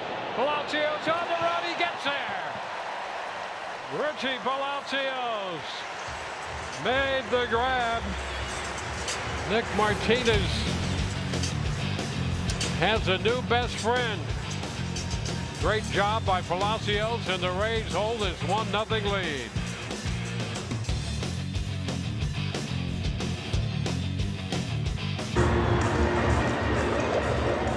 Happy Saturday, everybody. Rays lead the Marlins 1-0 as we head to the bottom of the sixth. Doug Wechter and myself, Rich Hollenberg, chopping it up as we always love to do in the Rooms to Go lounge. And once again, forgive me if you've heard this already, Rays pitching dominating. Nick Martinez dominating. He came in the last 4 starts. He's been 4-0, and he's looking to continue that streak. I mean, look, he's on fire right now, going out there pounding the strike zone and getting to another clean outing. And pacing back and forth in the dugout like we've become used to, Dwayne. Well, he's done a great job. Certainly paced himself on the mound. The ground ball, first pitch, bottom of the sixth, and Yandy Diaz is out, short to first. Yandy 1 for 3. I mean, just another fantastic outing, if indeed it's over. 77 pitches through his 6 innings. We talked about the efficiency and why he is able to be efficient. 5 hits, scattered those with a walk. Struck out 4, had a couple of big strikeouts in there. Most importantly, have kept the Marlins off the board. And he's done. Richie Palacios up there with a 1 for 2 day and a stolen base. Takes a strike. He's been busy out there at second base as well. That was a nice play. I mean, you think about that ball off the bat, felt like it was going to find the turf. You knew that Mullins was not going to be able to get there. He was coming from too far away. It was Richie or bust.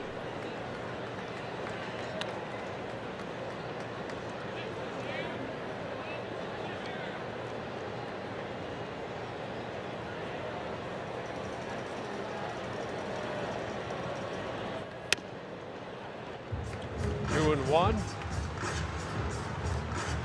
Contra out there. Next pitch will be his 90th of the day. And that is a strike on the appeal. Palacios went around, they say.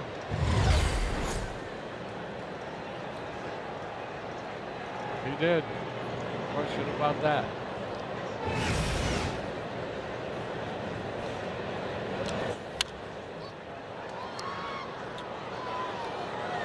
There's another 2-2 pitch.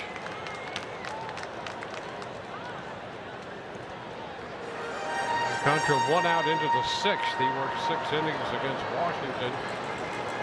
His last outing gave up 2 earned runs, giving up 1 run in this one. Palacios continues to battle.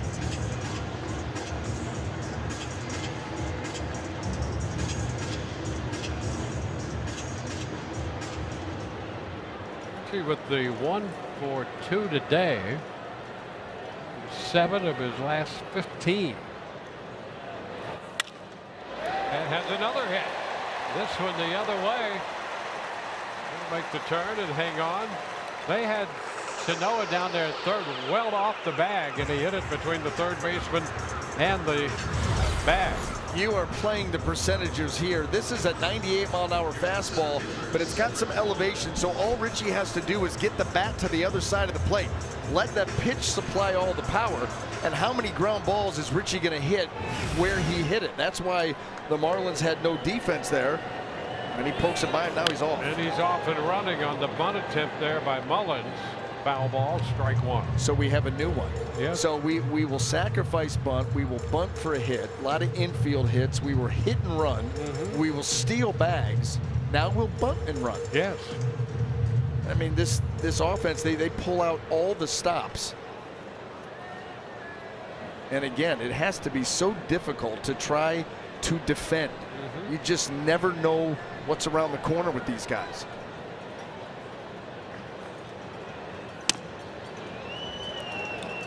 Take there for ball one, 1-1. I mean, Joe Mack was set up in the right-handed hitter's batter's box. There was no chance for that to ever be a strike. I'm trying to get Mullins to swing out of the zone.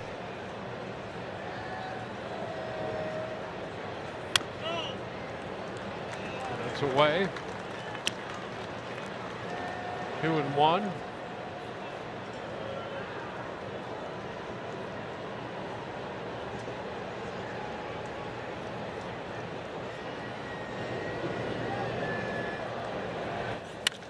That's pulled into right field, sending Palacios over to third. First and third for the Rays with only one out. I thought, Dwayne, you were going to say that's pulled by Alcantara. They both pulled right there. Alcantara pulled the fastball to the wrong side of the plate, and so Cedric Mullins says, well, then I'm going to pull it. Look at this. Pulls that ball right to the inner part of the plate, down and in. Cedric just laces it into right.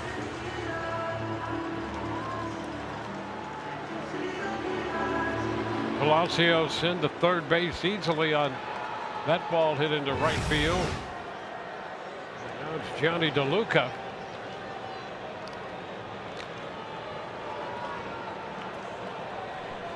DeLuca's grounded out and has been called out on strikes. And he's going to bunt right back into the mitt of Mack. This is the scenario. The one out, first and third. It's almost impossible to defend.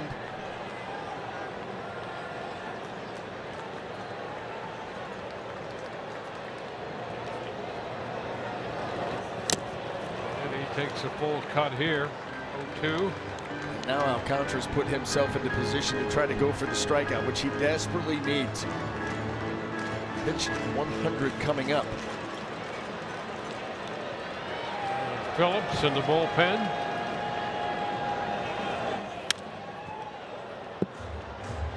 Foul ball, and that will force another two-strike pitch.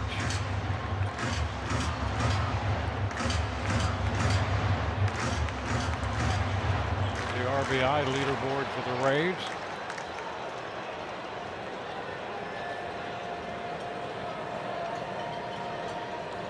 Runner breaks off first. Pitch is a strike. Now throw down to third, and they're gonna get Palacios, who broke down that line. Challenge. And the Rays have a challenge Pitch is going. called strike for batter seven.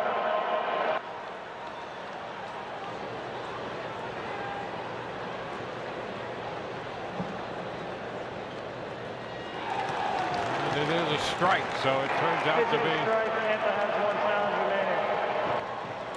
remaining. Turns out to be a double play the hard way. Strikeout to throw down to third, getting Palacios. And the sixth inning is over, and the Rays hold this 1-0 lead.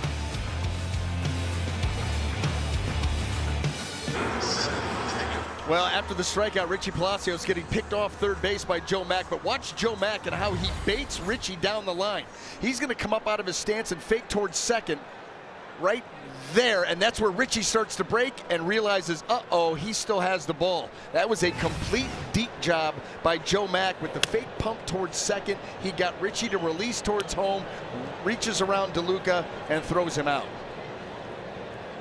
So the Rays hold this one-run lead. Garrett Clevenger into this game now.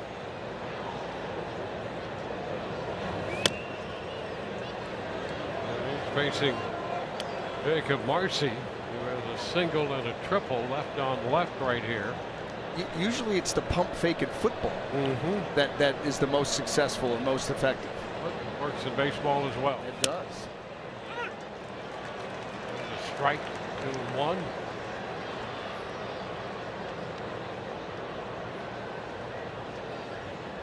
Clevenger, that fastball sits at 97. Has a good slider off of that. Late life. 2-1 popped up. Foul ball. Will it be playable? No.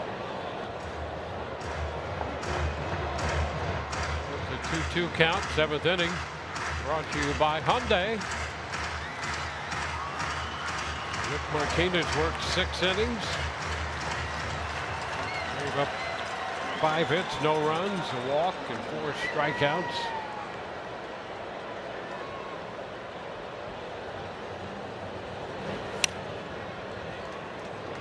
Piece of that one foul. Sweeping away.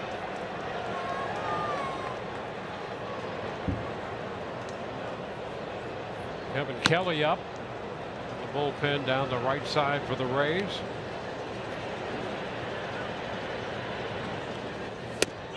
And that is strike 3 call.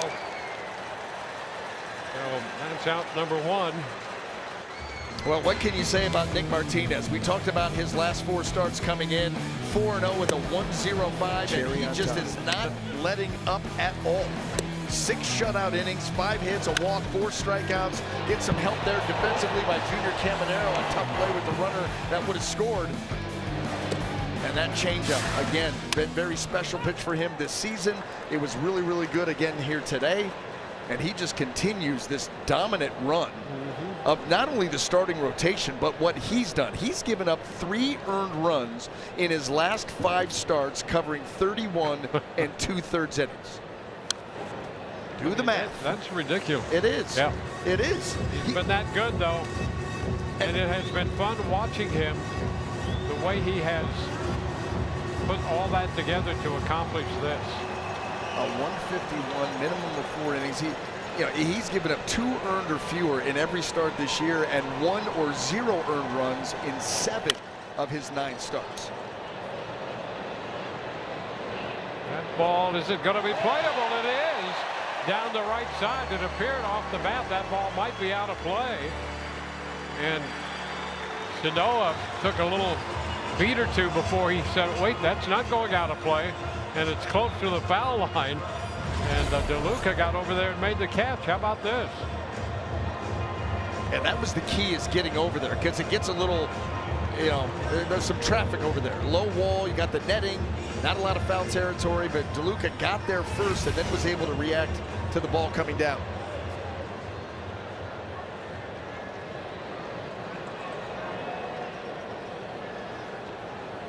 Well, 2 gone. Going to have a right-handed bat there, Berto Hernandez. And the Rays get a little get-together here with the lefty Clevenger on the mound. Kyle Snyder out there. The Rays pitchers strike out 10 or more hitters during a home game. You get free Busch Gardens tickets. Visit CaneStrikeout.com for more details. Restrictions apply.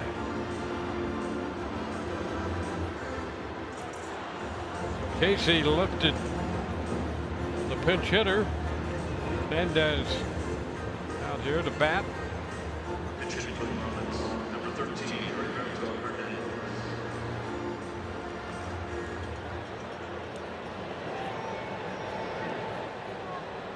Mendez overall hitting 162. No homers at 11 runs batted in. We're going to AAA Jacksonville. Been up about a week and a half with Miami, and the first pitch is a shot deep to left, and that ball is going to get out of here. Clevenger touch for the home run on the first pitch by Hernandez, and he hits it out. It's a 1-1 game.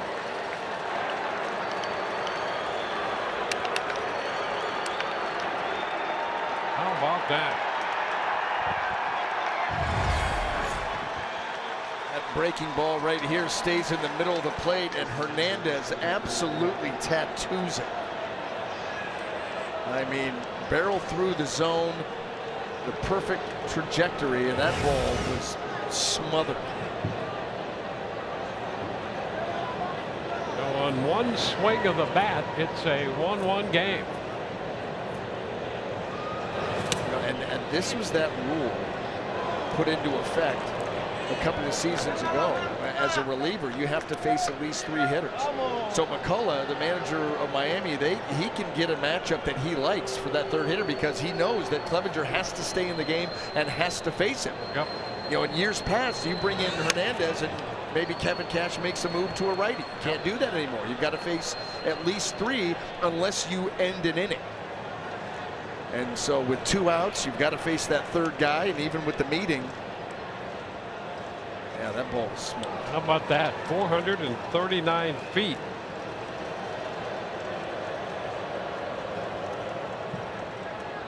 So the Marlins welcome him back.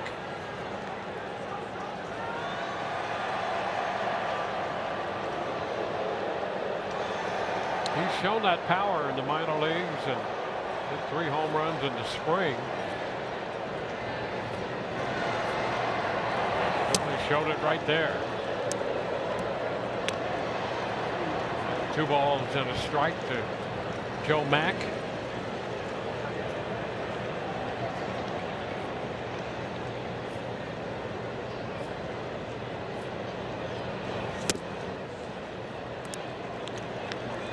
Three and 1.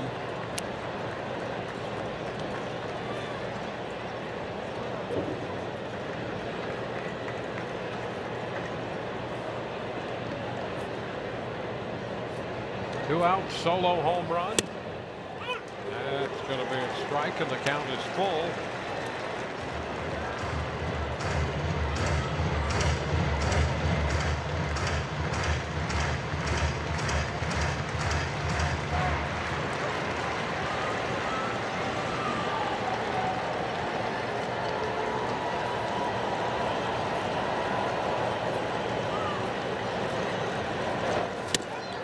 Cut and miss. He gets the lefty Mack out on strikes for the 3rd time. But the Marlins come up with a run on the home run by Hernandez. We are tied 1-1. Well, let's take a look at a game summary, and we hyped it coming in, had the chance to have a really, really special pitching matchup, and that's exactly what we've had. It's a 1-1 ball game as we head into the home half of the 7th inning. Sandy Alcantara, 6 innings of no earned run baseball, didn't walk anybody, 6 strikeouts. Nick Martinez was absolutely fabulous for the Rays, 6 innings, no runs, a walk, 4 strikeouts. Chandler Simpson with that RBI single in the 3rd inning gave the Rays their 1 run, their lead that they held, well, until the top of the 7th inning where Heriberto Hernandez got into one and tied this baby up. So now it becomes a battle of the bullpens. A couple innings left here. We'll see how it turns out. Andrew Nardi on the hill, the left-hander, and with that, Fortes will pinch hit in the first pitch. A little bit outside. The backstop it goes. Yep. It's not quite loose. And you see a lot of base runners for Nardi this season.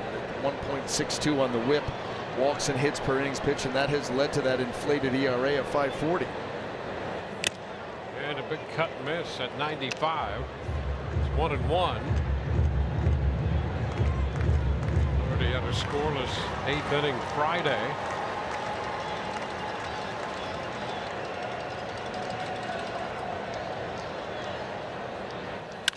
Ground ball over the mound, and right there up the middle, Edwards stationed perfectly and makes the play.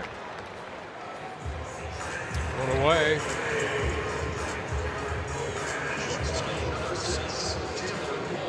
Taylor Walls will bat. Tie game, 1-1. Nardi out there. He missed all of last year with a back injury. Follows Alcantara. Couldn't to the backstop. Well, that's how we started off the last at bat, and it worked out for him. So maybe that's a little pattern. Change up, and it just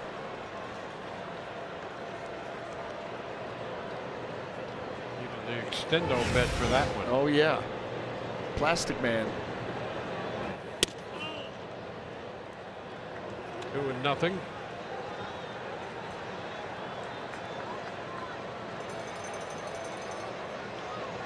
Anthony Bender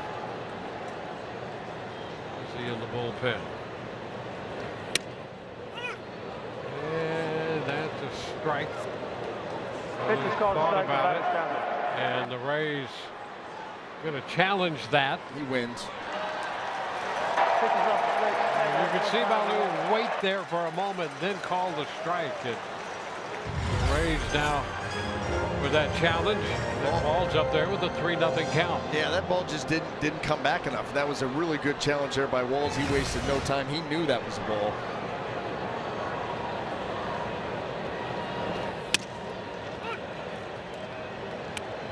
One. Oh boy, you could get Taylor Walls on here in front of Chandler and now all of a sudden start to try to make something happen again. Put pressure and stress on that defense. And he takes a strike. The four-seamer in, 3-2.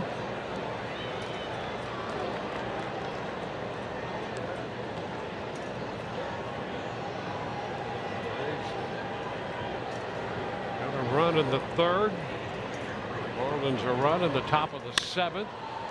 Fly ball into left. And that is out number one. Bowers takes care of that.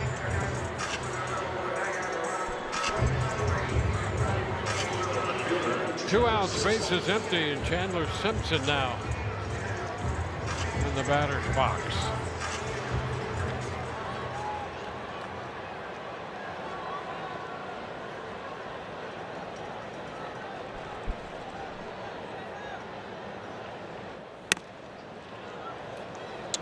Upstairs, 1-0.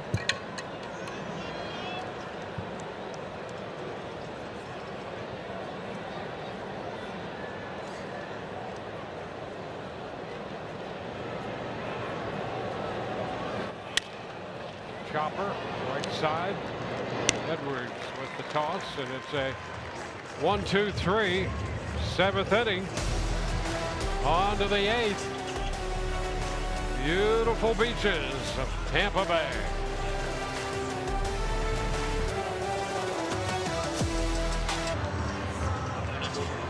Rays TV is presented by Union Home Mortgage. Armed Forces Weekend. The Rays and the Miami Marlins headed into the eighth inning. Kevin Kelly, pitcher number 3 on the day for the Rays, facing the top of the order. With Edwards up there. There's a ball. Caminero on the turf at third base. Ball shaded toward the middle. Ground ball right side, and it's off the glove of Palacios. And the leadoff man is aboard in the eighth inning for Miami.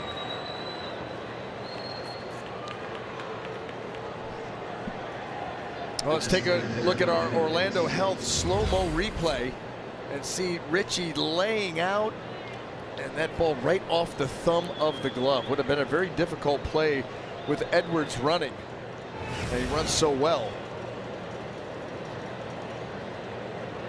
The DH, Hicks. Hicks ball one. Hicks had a base hit in the third. 1 for 3.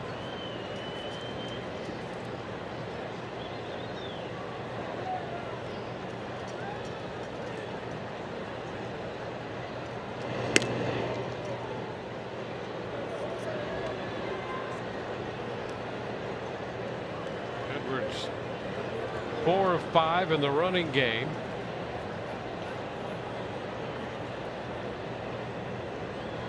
A little lean going. And the pitch is a strike. 1-1.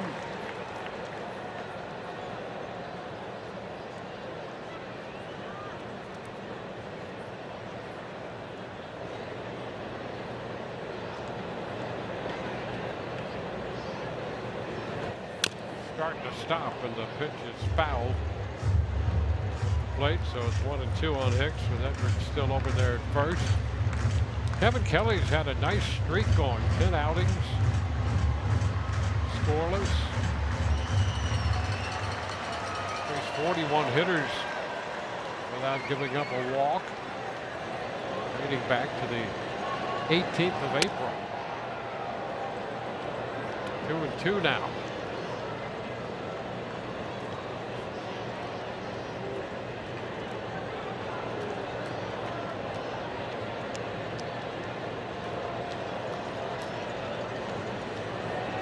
And a move to first. Oh, Jonathan, I'll tell you, I thought they had him. Yeah, Jonathan does too.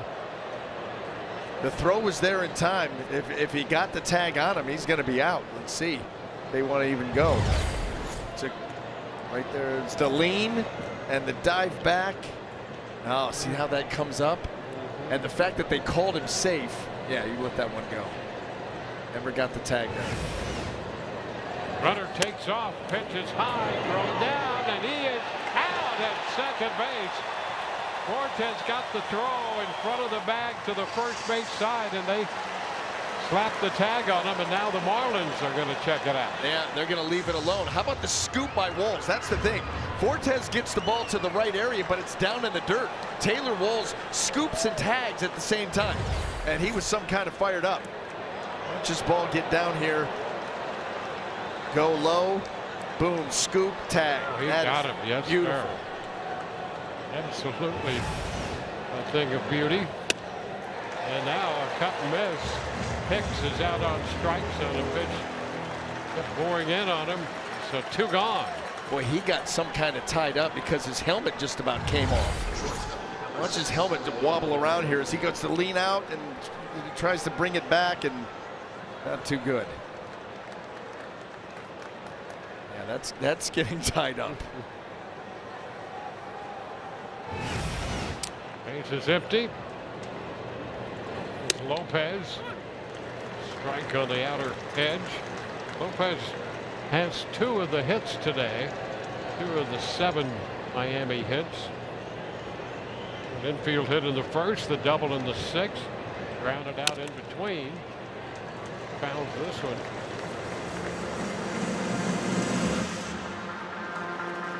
0-2.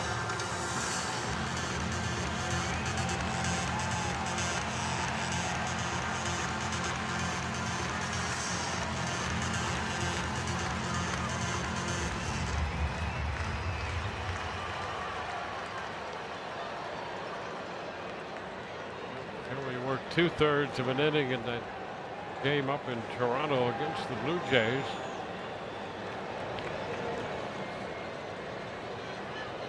Working the 8th here against Miami. 1-2.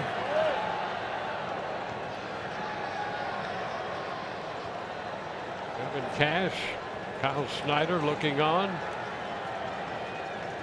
Clevenger worked an inning in relief of Martinez. Into short right. It's DeLuca to make the catch. They do not score in the top of the 8th, and when we come back, Junior Caminero will lead off. Rays Baseball brought to you by Orlando Health. We make it personal. George DeSoto.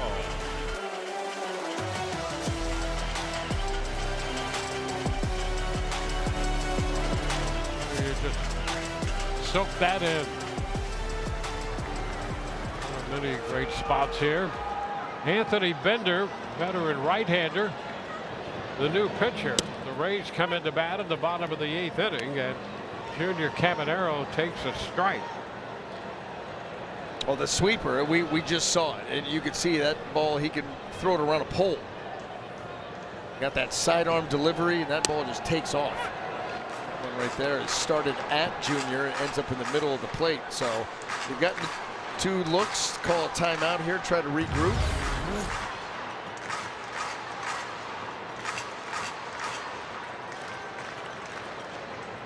Works its way to the plate, a 2-strike count. foul back. Well, Bender has been with this Marlins club for the last 5 years or so. There you see why he is attacking Junior with that sweeper. See if he sticks with it. Where he's setting up. Chopper, shortstop. Into the glove of Lopez and across to first. One away.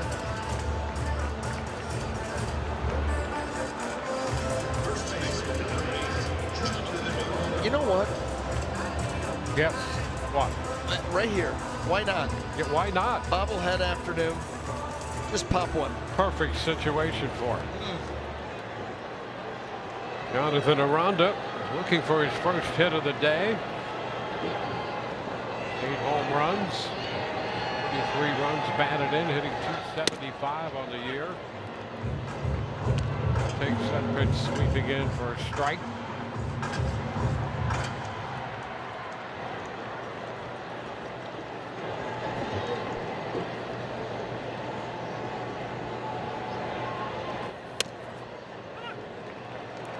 Two. How about the stuff we're seeing here from Bender? I mean, you've got that sweeper. That is a nasty pitch for him.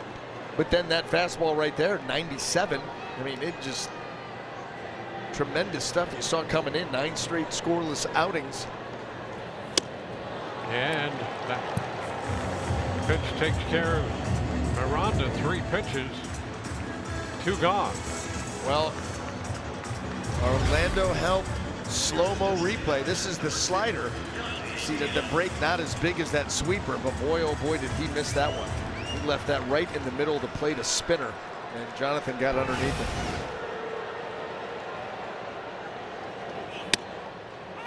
And a first pitch strike to Yandy Diaz. So nothing but strikes here so far.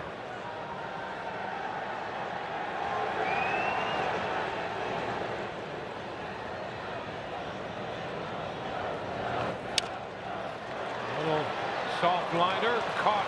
Edwards angles out from second to make the grab. And a quick inning there. Nothing but strikes from Bender. 1-1 tie.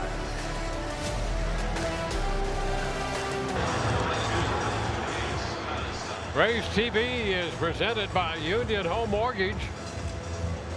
Well, we have a 1-1 ball game here. The Rays scored a run in the 3rd.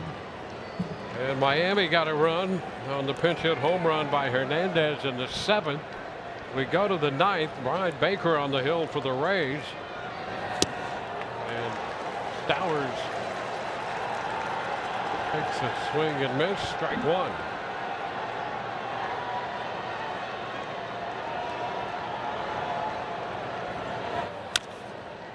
A chop foul up the right side.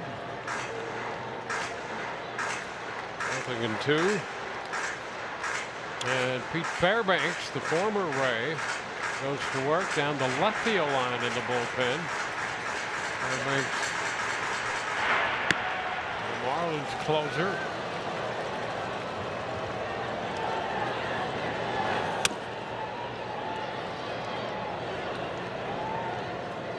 One and two.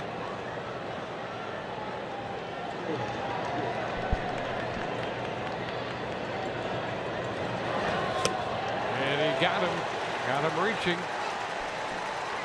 Out the front on the changeup.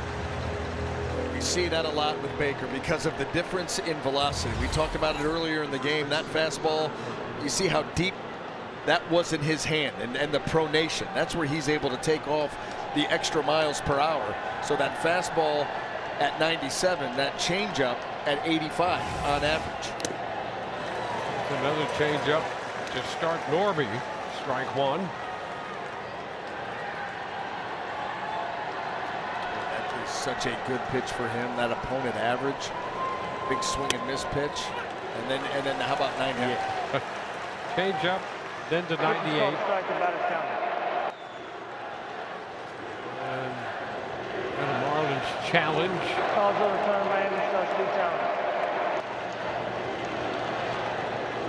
Call overturned. 1.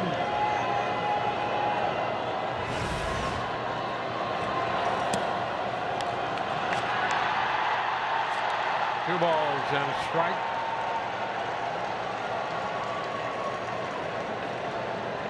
Martinez 6, Clevenger 1, Kelly 1. This team with a run on 7 hits.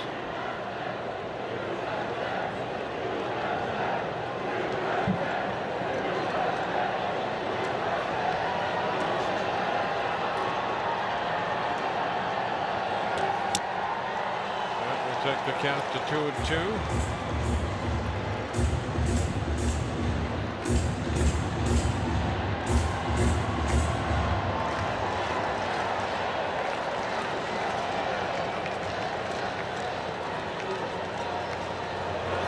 And a swing and miss on the 4-seamer. Powered that one by him. 2 up, 2 down. And Norby shaking his head. You know, he's going after this fastball. He elevates it, 4-seamer, right to the top of the zone, even above that, right at the letters. And big, powerful swing, just cannot get up there.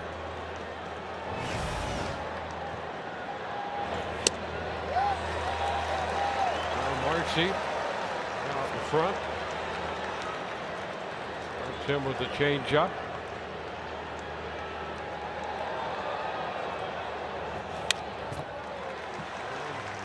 To the 4-seamer. Back and forth they go. He got Towers, struck him out on the change.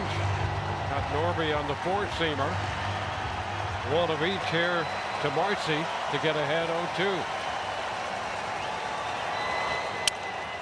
And a looper that's going to drop, reaching out on the changeup, taking it the other way, and a 2-out single. Well, and now here's what you got to keep your eye on. He's going to run. He's going to run. Leads this team in stolen bases. 2 outs. You've got to go here. Change up there. And right off the end of the bat. In fact, it chipped the end of that bat. A little flare. And now you've got to be ready for him to try to swipe second.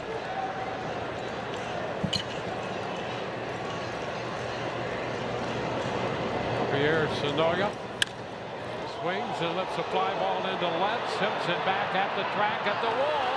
Going to be off the wall. The road is going to score. It's going to be a double. And Marcy crosses the plate. And the Marlins take a 2-1 lead.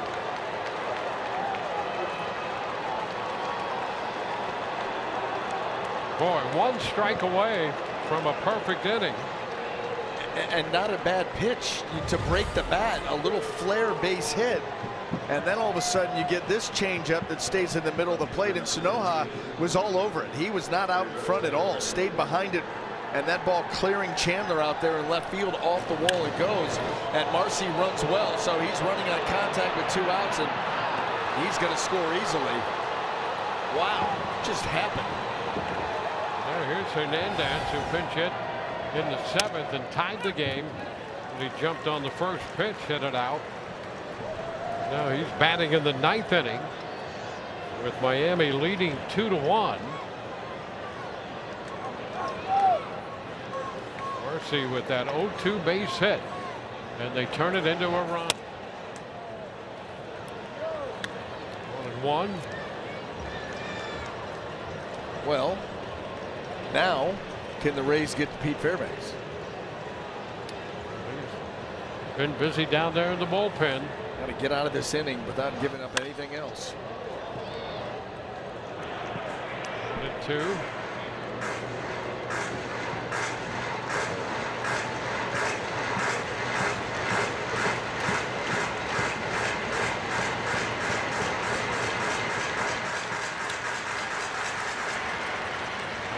Palacios due to lead off. Got to get out of the top of the 9th first. Runner breaks for 3rd, and a foul ball right back. So that's aggressive. Yes. You know, with 2 outs, you better know you're going to get them. You're already in scoring position. You risk being thrown out at 3rd to end the inning. You don't want to do that. But Sonoja must have felt that he had it easily.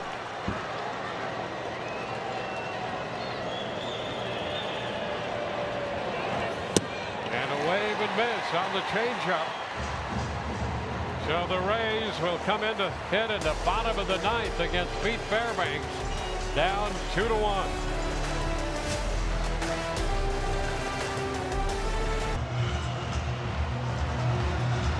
Well, a familiar figure on the mound out there, now in a Marlins uniform, Pete Fairbanks, and we take a look at his numbers so far this year. Well, 9 innings, 9 hits, 10 earned runs. And the Rays will have Richie Palacios to lead off against him. They need 1 to tie and 2 to win it.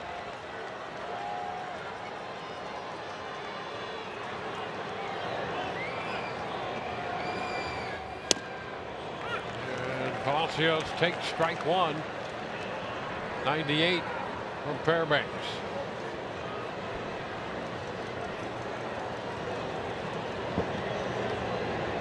2 for 3.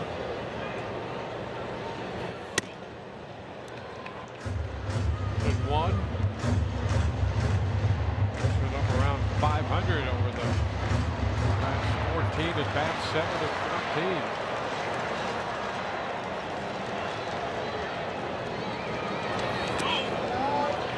One is down. 2-1.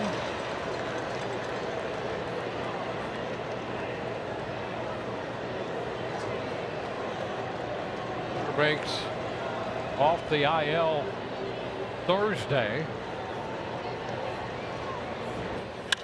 That's a hot shot, foul down into the Rays bullpen. 2-2. Fairbanks had been on the IL.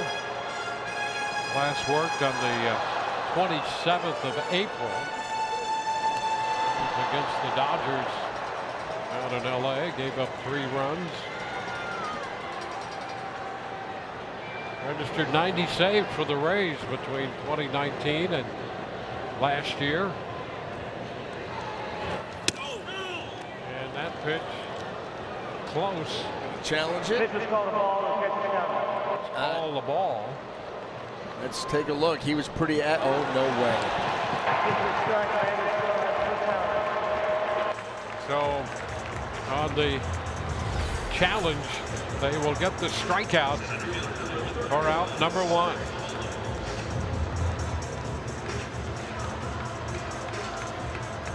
And now here is Cedric Mullins.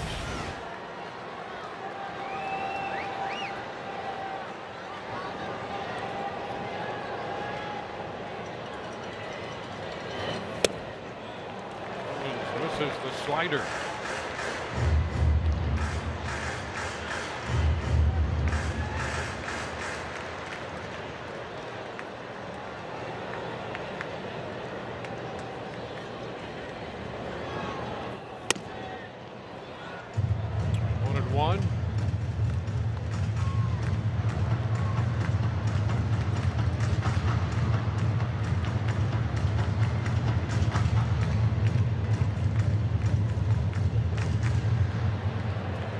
He's got a run in the 3rd.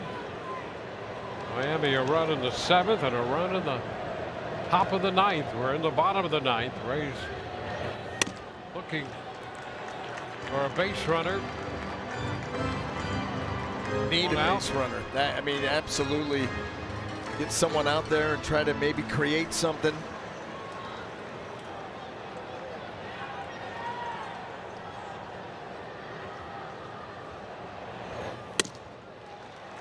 Ball 3. 3-1 on Mullins.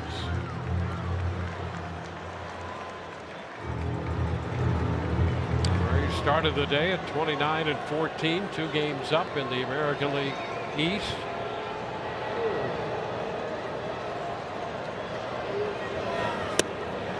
And there is ball 4.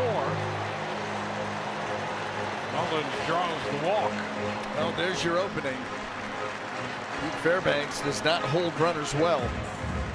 That is the first walk given up by Miami pitching.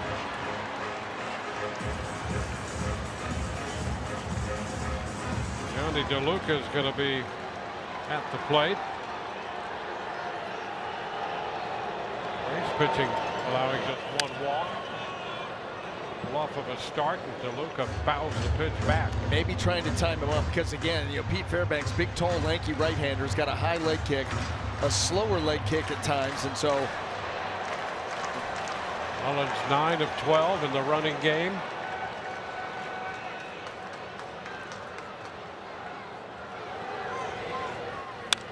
And the pitch is foul back. Modified that one. See how he went to like a modified, almost a slide step, trying to control that running game. It's so important. You're a right-handed pitcher at the end of games, in crunch time. You have got to be able to control the running game. If not, you open the door for the other team. So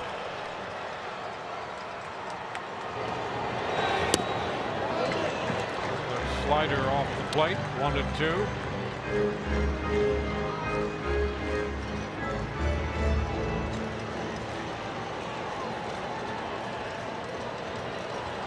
Cortez on deck.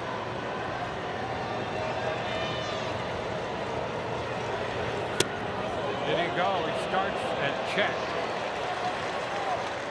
2-2. Game close. Held up.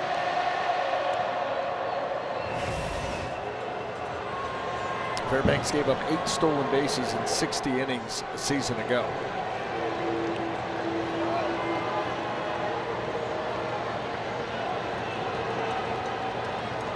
2-2. That's wide. So he goes for being up in the count. Now DeLuca has worked it all the way to 3-2.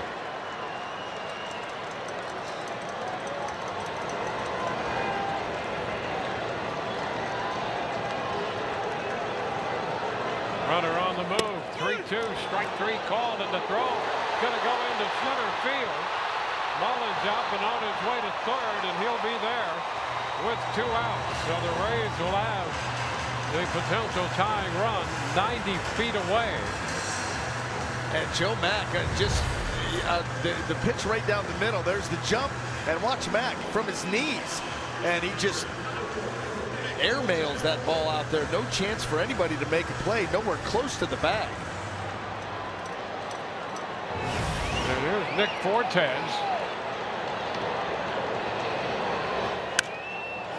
After the first pitch pops it up foul, and that will carry straight back into the stands. So you have Fortes, formerly with the Marlins, against Fairbanks, formerly with the Rays.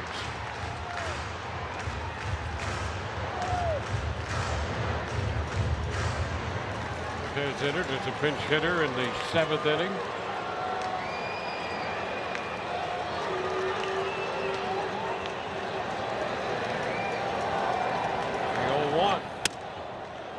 Upstairs. Challenging. Marlins want to Pitch is called a ball. challenge that.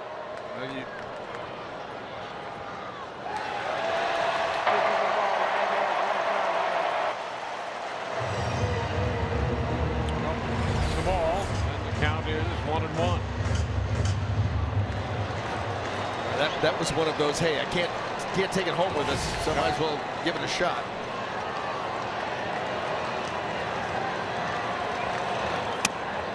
Upstairs.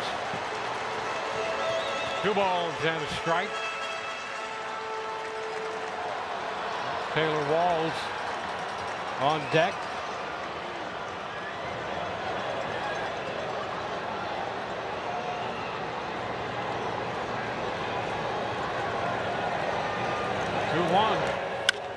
Ground ball down to third. That's going to be off the glove of Sanoa, and the Rays are going to tie this game.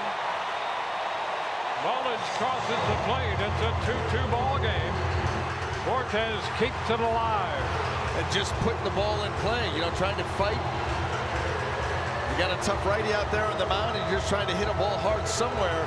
And he hit it right in that little gap between third and short. Sanoa just couldn't get there. Redirected this ball.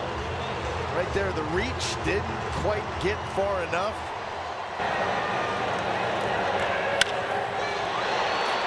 And now it will be Taylor Walls. Fortes the runner at first. the ball inside.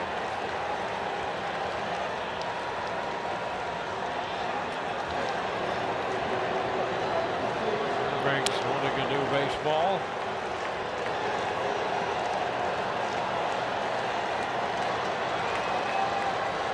Ball scored the first run of this game back in the third inning. And misses a fastball. 1-1.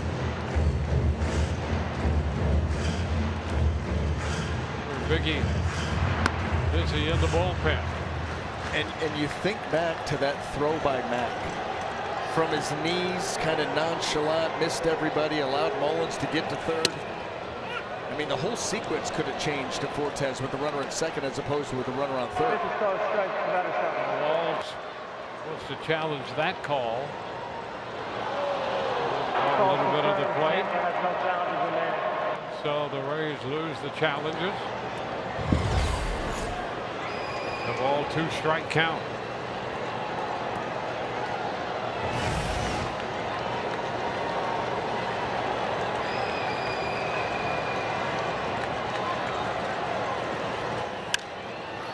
Lifted to the left side. Cano back, Lopez there, and Lopez makes the catch. So we will head into extra innings. Rays tie it with a run in the bottom of the ninth. We go to the 10th. 2-2.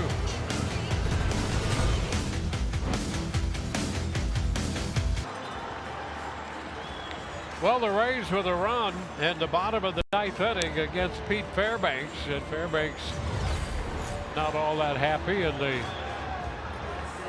Marlins dugout. Probably whoever was sitting behind that, not real thrilled either.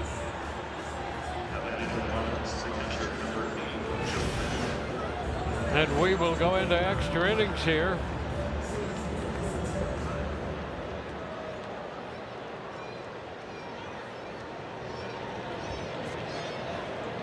We'll have the runner out at second base. That's going to be Ruiz.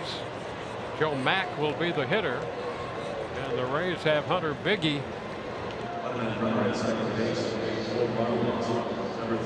They'll let the games begin. Esteury Ruiz running for the Marlins. Hunter Biggie, that four-seam fastball at 97 on average. Slider split. So here we go, extra innings. Pitch is down. Mack has struck out 3 times today.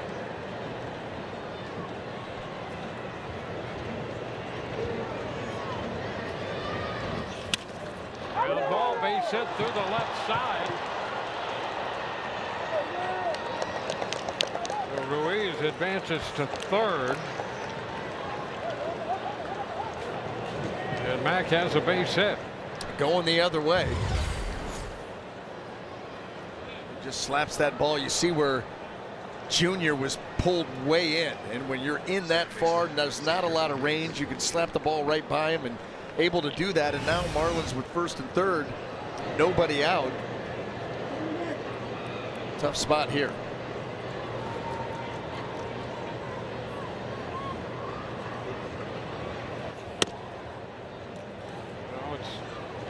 Edwards up there, Xavier Edwards.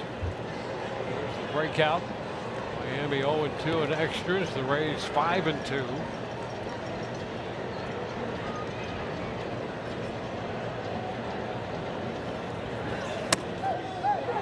Slips away from Biggie. 2-0.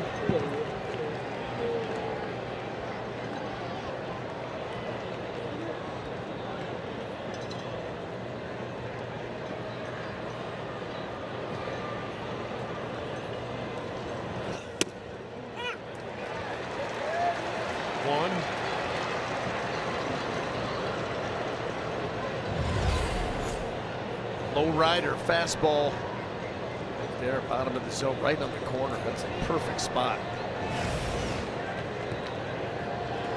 Well, the Rays could use the strikeout of the pop-up here.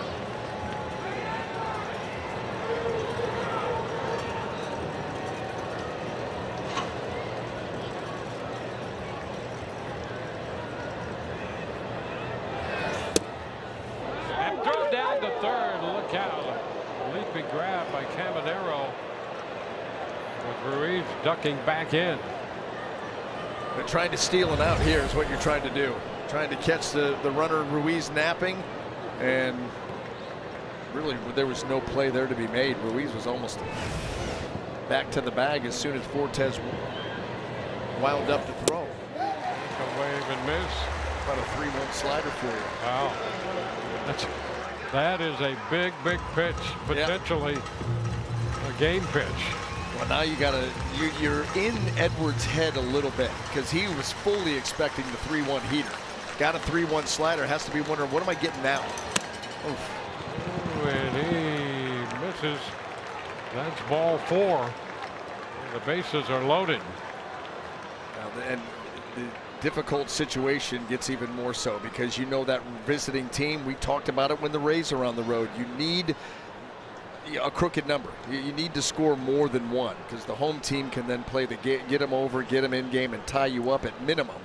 But if you're able to get multiple runs, that's what you're going for. They put themselves in position to do just that. Bases loaded, nobody out. That's why the meeting here. Mackel. A little gathering down at third for the Marlins and a gathering on the hill for the Rays. And coming to the plate, Major League RBI leader, Liam Hicks. Yep. He has a hit today, 1 for 4. Coming in with 38 runs batted in. Tied up there with Andy Pages. The Dodgers. So the Rays in a difficult spot in the 10th. You explain me the Kyle Schwarber, by the way. 36 runs batted in, but he's got 20 home runs. Yep. Yes. That's a strike. Hicks tried to check. It's not a lot of bang for the buck, Dwayne. Yep. Not many men on in front of those. A little help. Need a little help here with a couple more quality pitches by Biggie. Try to work out of this jam. Ground ball into base hit into right center field. 1 runner's in. Mack will head to the plate. That will be first and third. And the Marlins come up with 2 runs, taking a 4-2 lead in the 10th inning. And RBI 39 and 40 for Hicks. Infield in, 4-seam fastball. There's just, if it's not hit right at somebody, there's no play to be made. He got it through the right side, and still nobody out in the inning.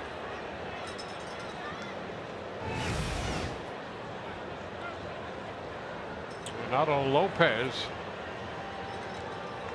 with a couple hits on the day, about to step in. And the Rays forced to bring that infield in again.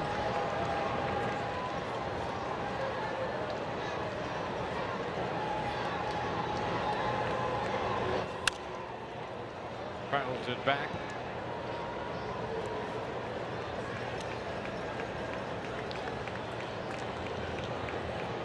Lopez doubled in the 6th.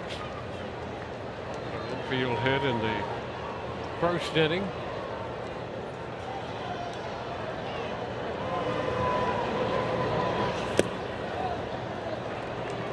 One and one.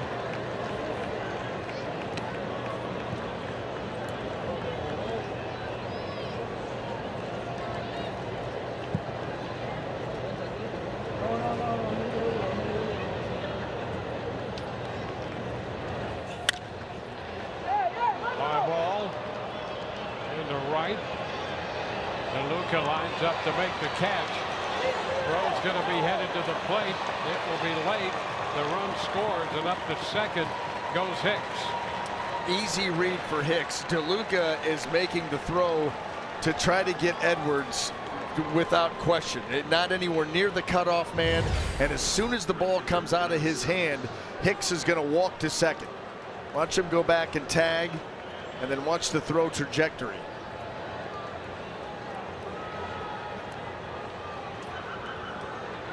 So the Rays recorded out, but on that, the run scores and Hicks moves up, and now a ground ball headed toward the middle, and there's no play on that.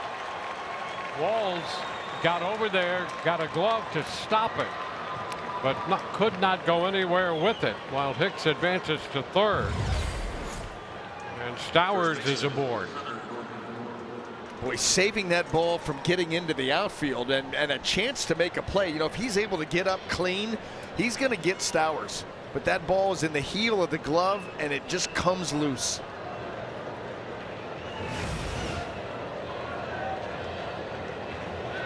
And it's Connor Norby. And his runners on the corners. And he shoots it through the left side. There's the base hit. Hicks will score. Stowers to second. And Norby drives in a run. And the Marlins finding the holes here.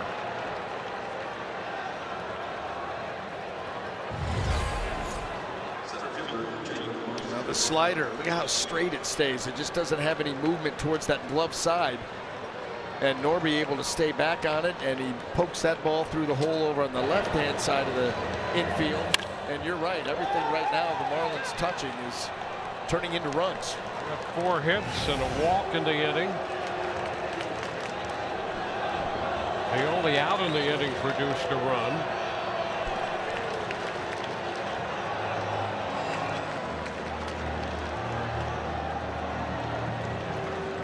The Rays got the unearned run off Fairbanks in the 9th, and the Marlins have put up a 4 spot in the 10th.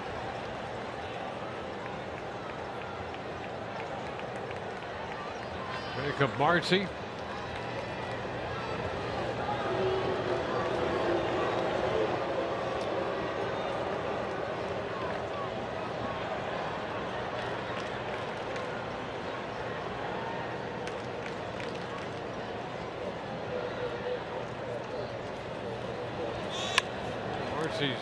The bunt just so foul.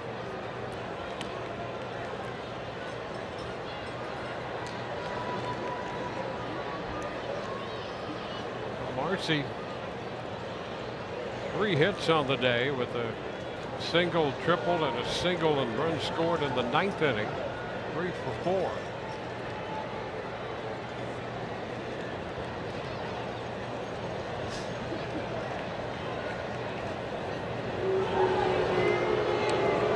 Stepping back.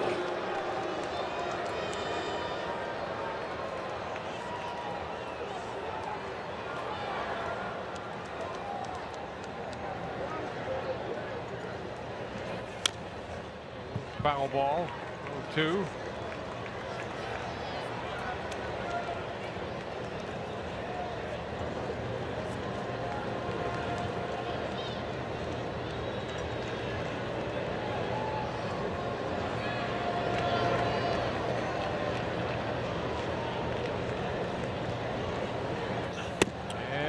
Fastball upstairs.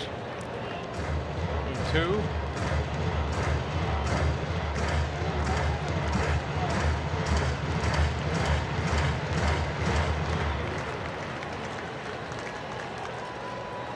Fourth spot in the 10th for Miami. It's now 2-2.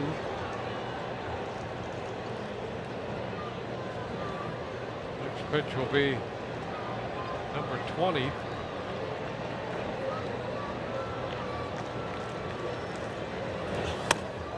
And now the count is full with 2 men on and 1 out.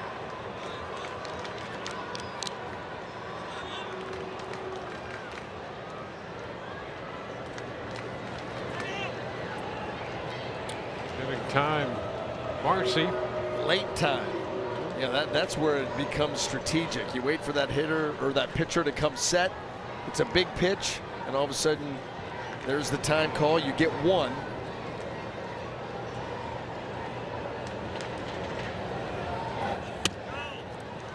And ball 4. The Rays are going to challenge that.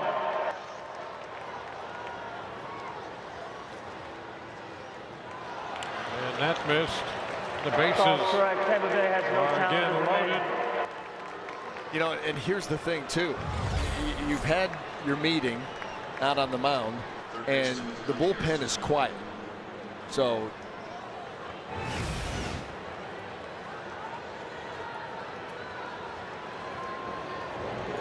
now the ninth hitter of the inning. The first pitch. Here's a strike. Here's Sonoya.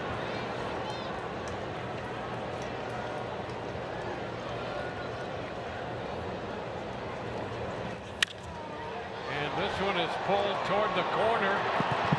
It's going to bound to the wall. It will clear the bases. A double with 3 more runs crossing the plate. It is a 7-run 10th for Miami. 4 runs batted in on the day. A double in the 9th to drive in 1, and another double here in the 10th.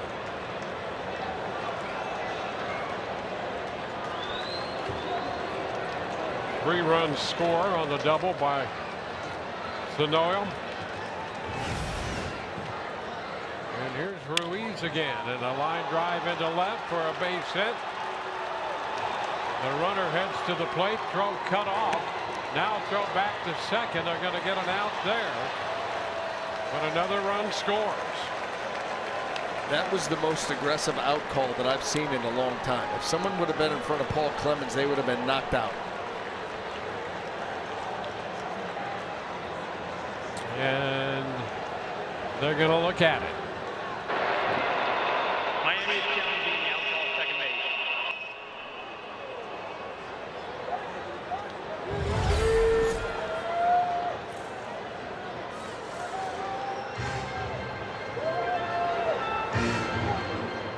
He got there. Did he stay out? No, he came off. That right hand came off while the tag was still applied to the midsection. And Paul Clemens, look at him gear up. That's right here. He gets there ahead of the throw, rolls, and comes off right there while the ball, yeah, he's out. He's out. Paul was right. And he just knocked someone out, D-Wayne.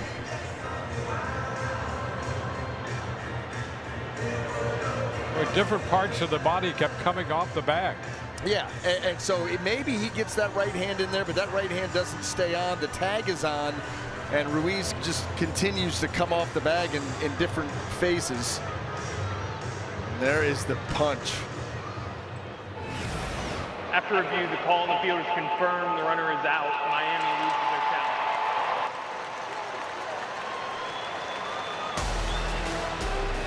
challenge. So the runner is out. That's the second out of the inning. It's a 10-2 ball game now.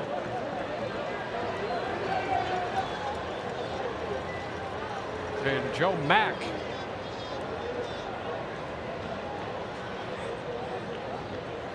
will be the hitter. This will be the second time he's hit in this inning.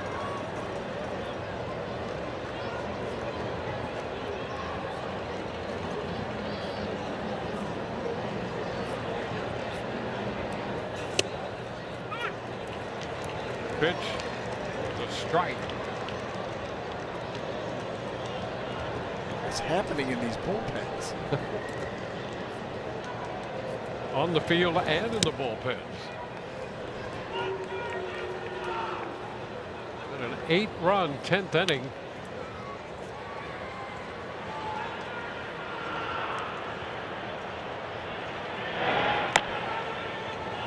Big Bacher up in the bullpen.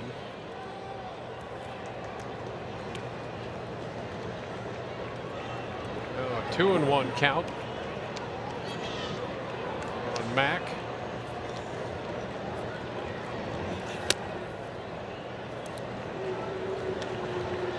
Three balls and a strike.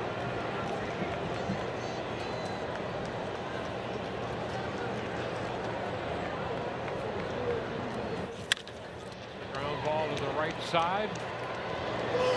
Palacios making the throw to first. The Marlins bat around. Put up an 8 spot. Lead 10-2.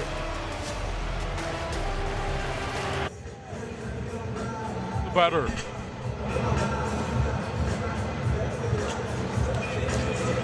That's the score, folks. It's 10-2. Miami scoring 8 runs in the top of the 10th inning. And Blake Bacher, that's not a place where you're going to take your canoe. That's the pitcher out of the Miami bullpen, Blake Bacher. And you would certainly not want that canoe to go down that waterfall that he's got working. He's got quite a waterfall. Yes, he does.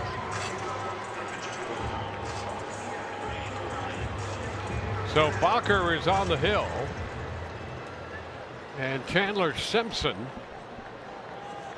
will lead it off.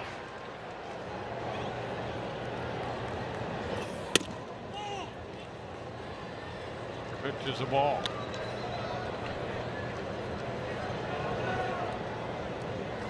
Ten runs, 15 hits for the Marlins, 2 runs and 8 hits for the Rays.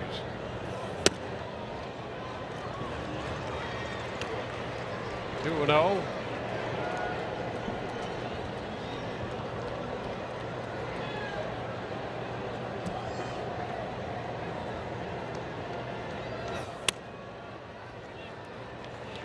Upstairs, 3 pitches out of the zone.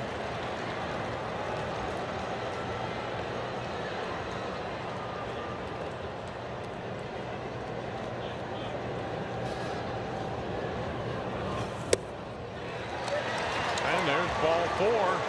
So Simpson, a 4-pitch walk with an 8-run lead. Yep. Well, okay, why not then? Hey, why not? They did it. Yep.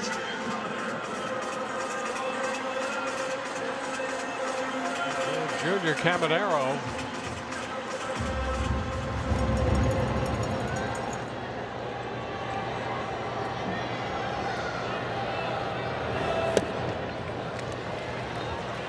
Is down to Caminero. Ball, no strikes.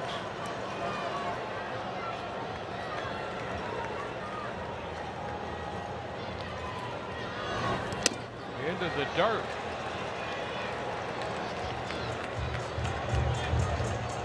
So it's 2-0. Walls at second base. He was the runner to start the inning. And the walk to Simpson. 2 on. And that's a strike.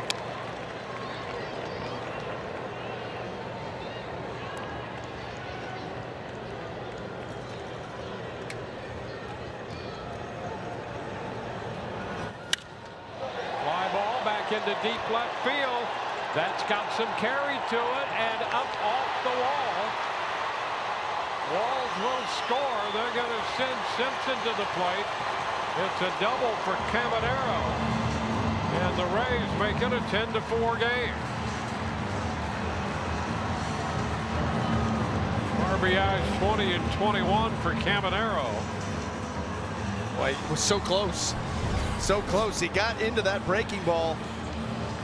Just got away from him enough. He tried to lengthen that swing and get those arms extended and gets that close over the glove of Kyle Stowers and off that little fencing up there above the padded wall.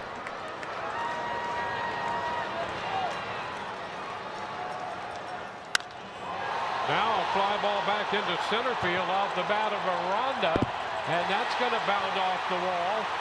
Caminero will be waved home. Back-to-back doubles by Caminero and Aranda. And the Rays have scored 3 to make it 10-5 just that quickly.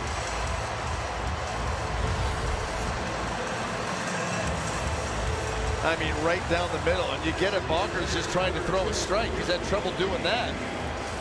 Right down the middle of the plate, and Aranda gets into one deep center field.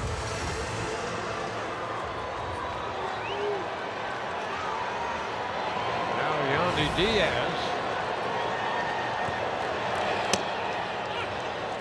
First pitch is a strike.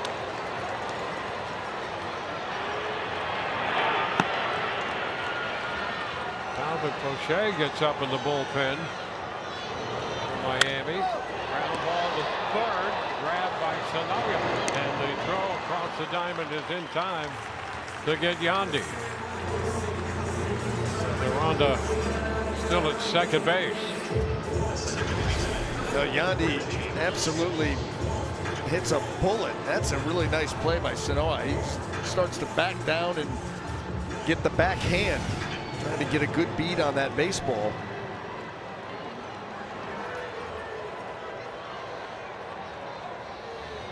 Palacios, which he takes ball one.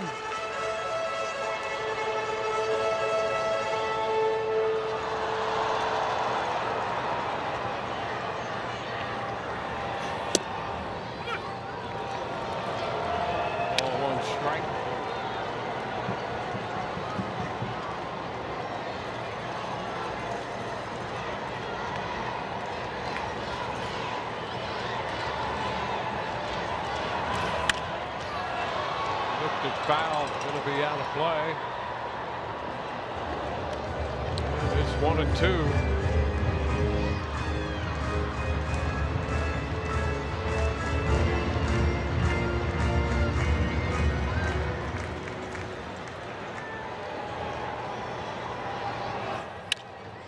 Line drive. That's going to be caught. Lopez makes the grab.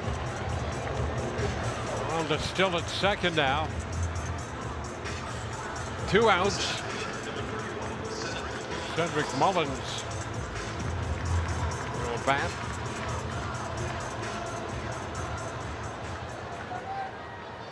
The Rays with 3 quick runs and now 2 gone. Mullins takes it into the dirt and a move up to third. So Aranda's there on a wild pitch.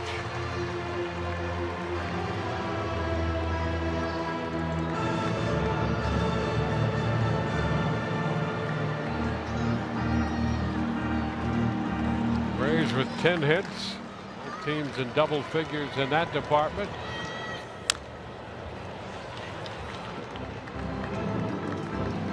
One and one.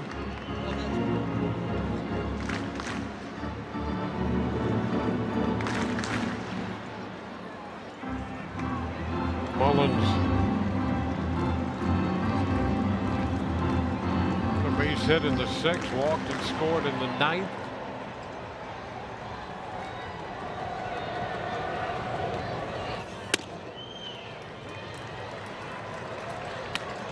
One.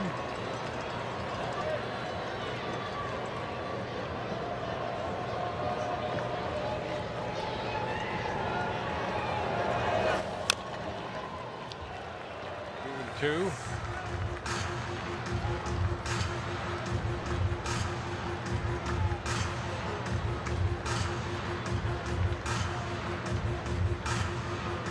You look at the score and what's happened here in the 10th inning. Hard to imagine that this was a 1-0 game through the first 6 innings. Marlins scored a run to tie it in the 7th. Tied 2-2 after 9. Tap foul. Marlins scored 8 in the top of the 10th to make it 10-2. The Rays back with 3 to make it 10-5. And they're down to their final out here with a runner at third.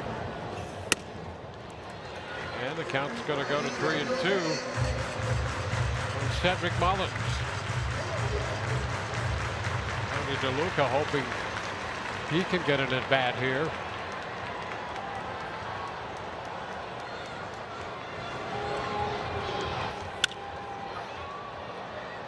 Mullins fouls it again.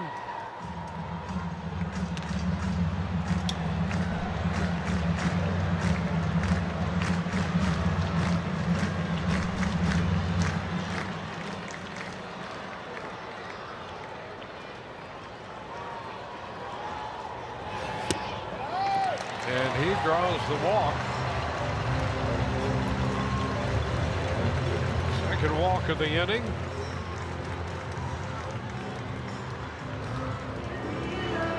And Marlins are going to talk it over out there on the mound. Moscos out there.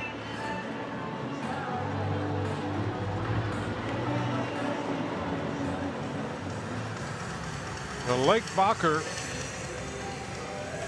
following Pete Fairbanks. He's got the run off Fairbanks. 3 off Bacher. He still needs some offense though.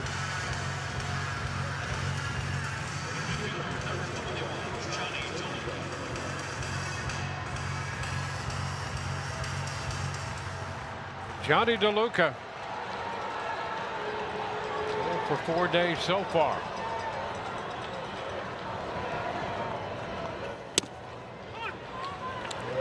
Right down the heart. Strike 1.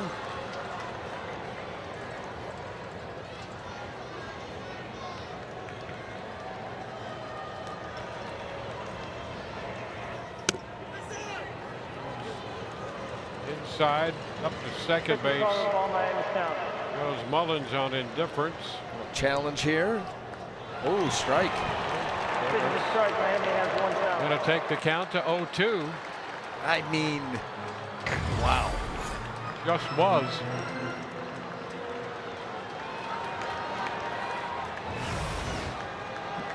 The 0-2 pitch.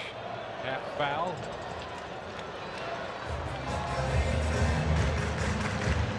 The Marlins sent 10 men to the plate.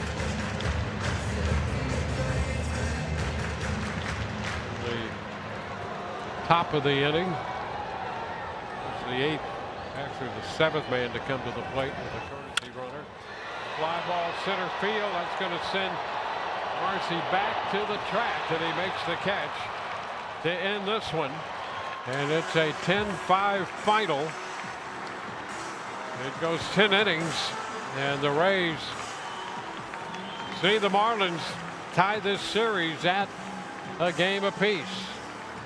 10-15-4 for the Marlins, 5-10-1 for the Rays. Well, our Advent Health plays of the game. Liam Hicks extending his lead in the RBI. Well, he was tied at the top. 2 right there would give him the lead in Major League Baseball. But that was a big one there by Sanoha, because at that point it's 6-2. Obviously the Rays, got their 3 runs in the bottom, but that right there cleared the bases. Sanoha getting that ball in the corner. That was runs 7, 8, and 9. You add another one to get to 10, and the Rays just too big of a deficit to be able to come back. So Miami wins at 10-5. We will see you again on Monday when the Rays continue their home stand. Brian Anderson and the rest of our crew, Dwayne Stats. Hope you've enjoyed the telecast and not the outcome. We will see you Monday when the Rays take on the Baltimore Orioles.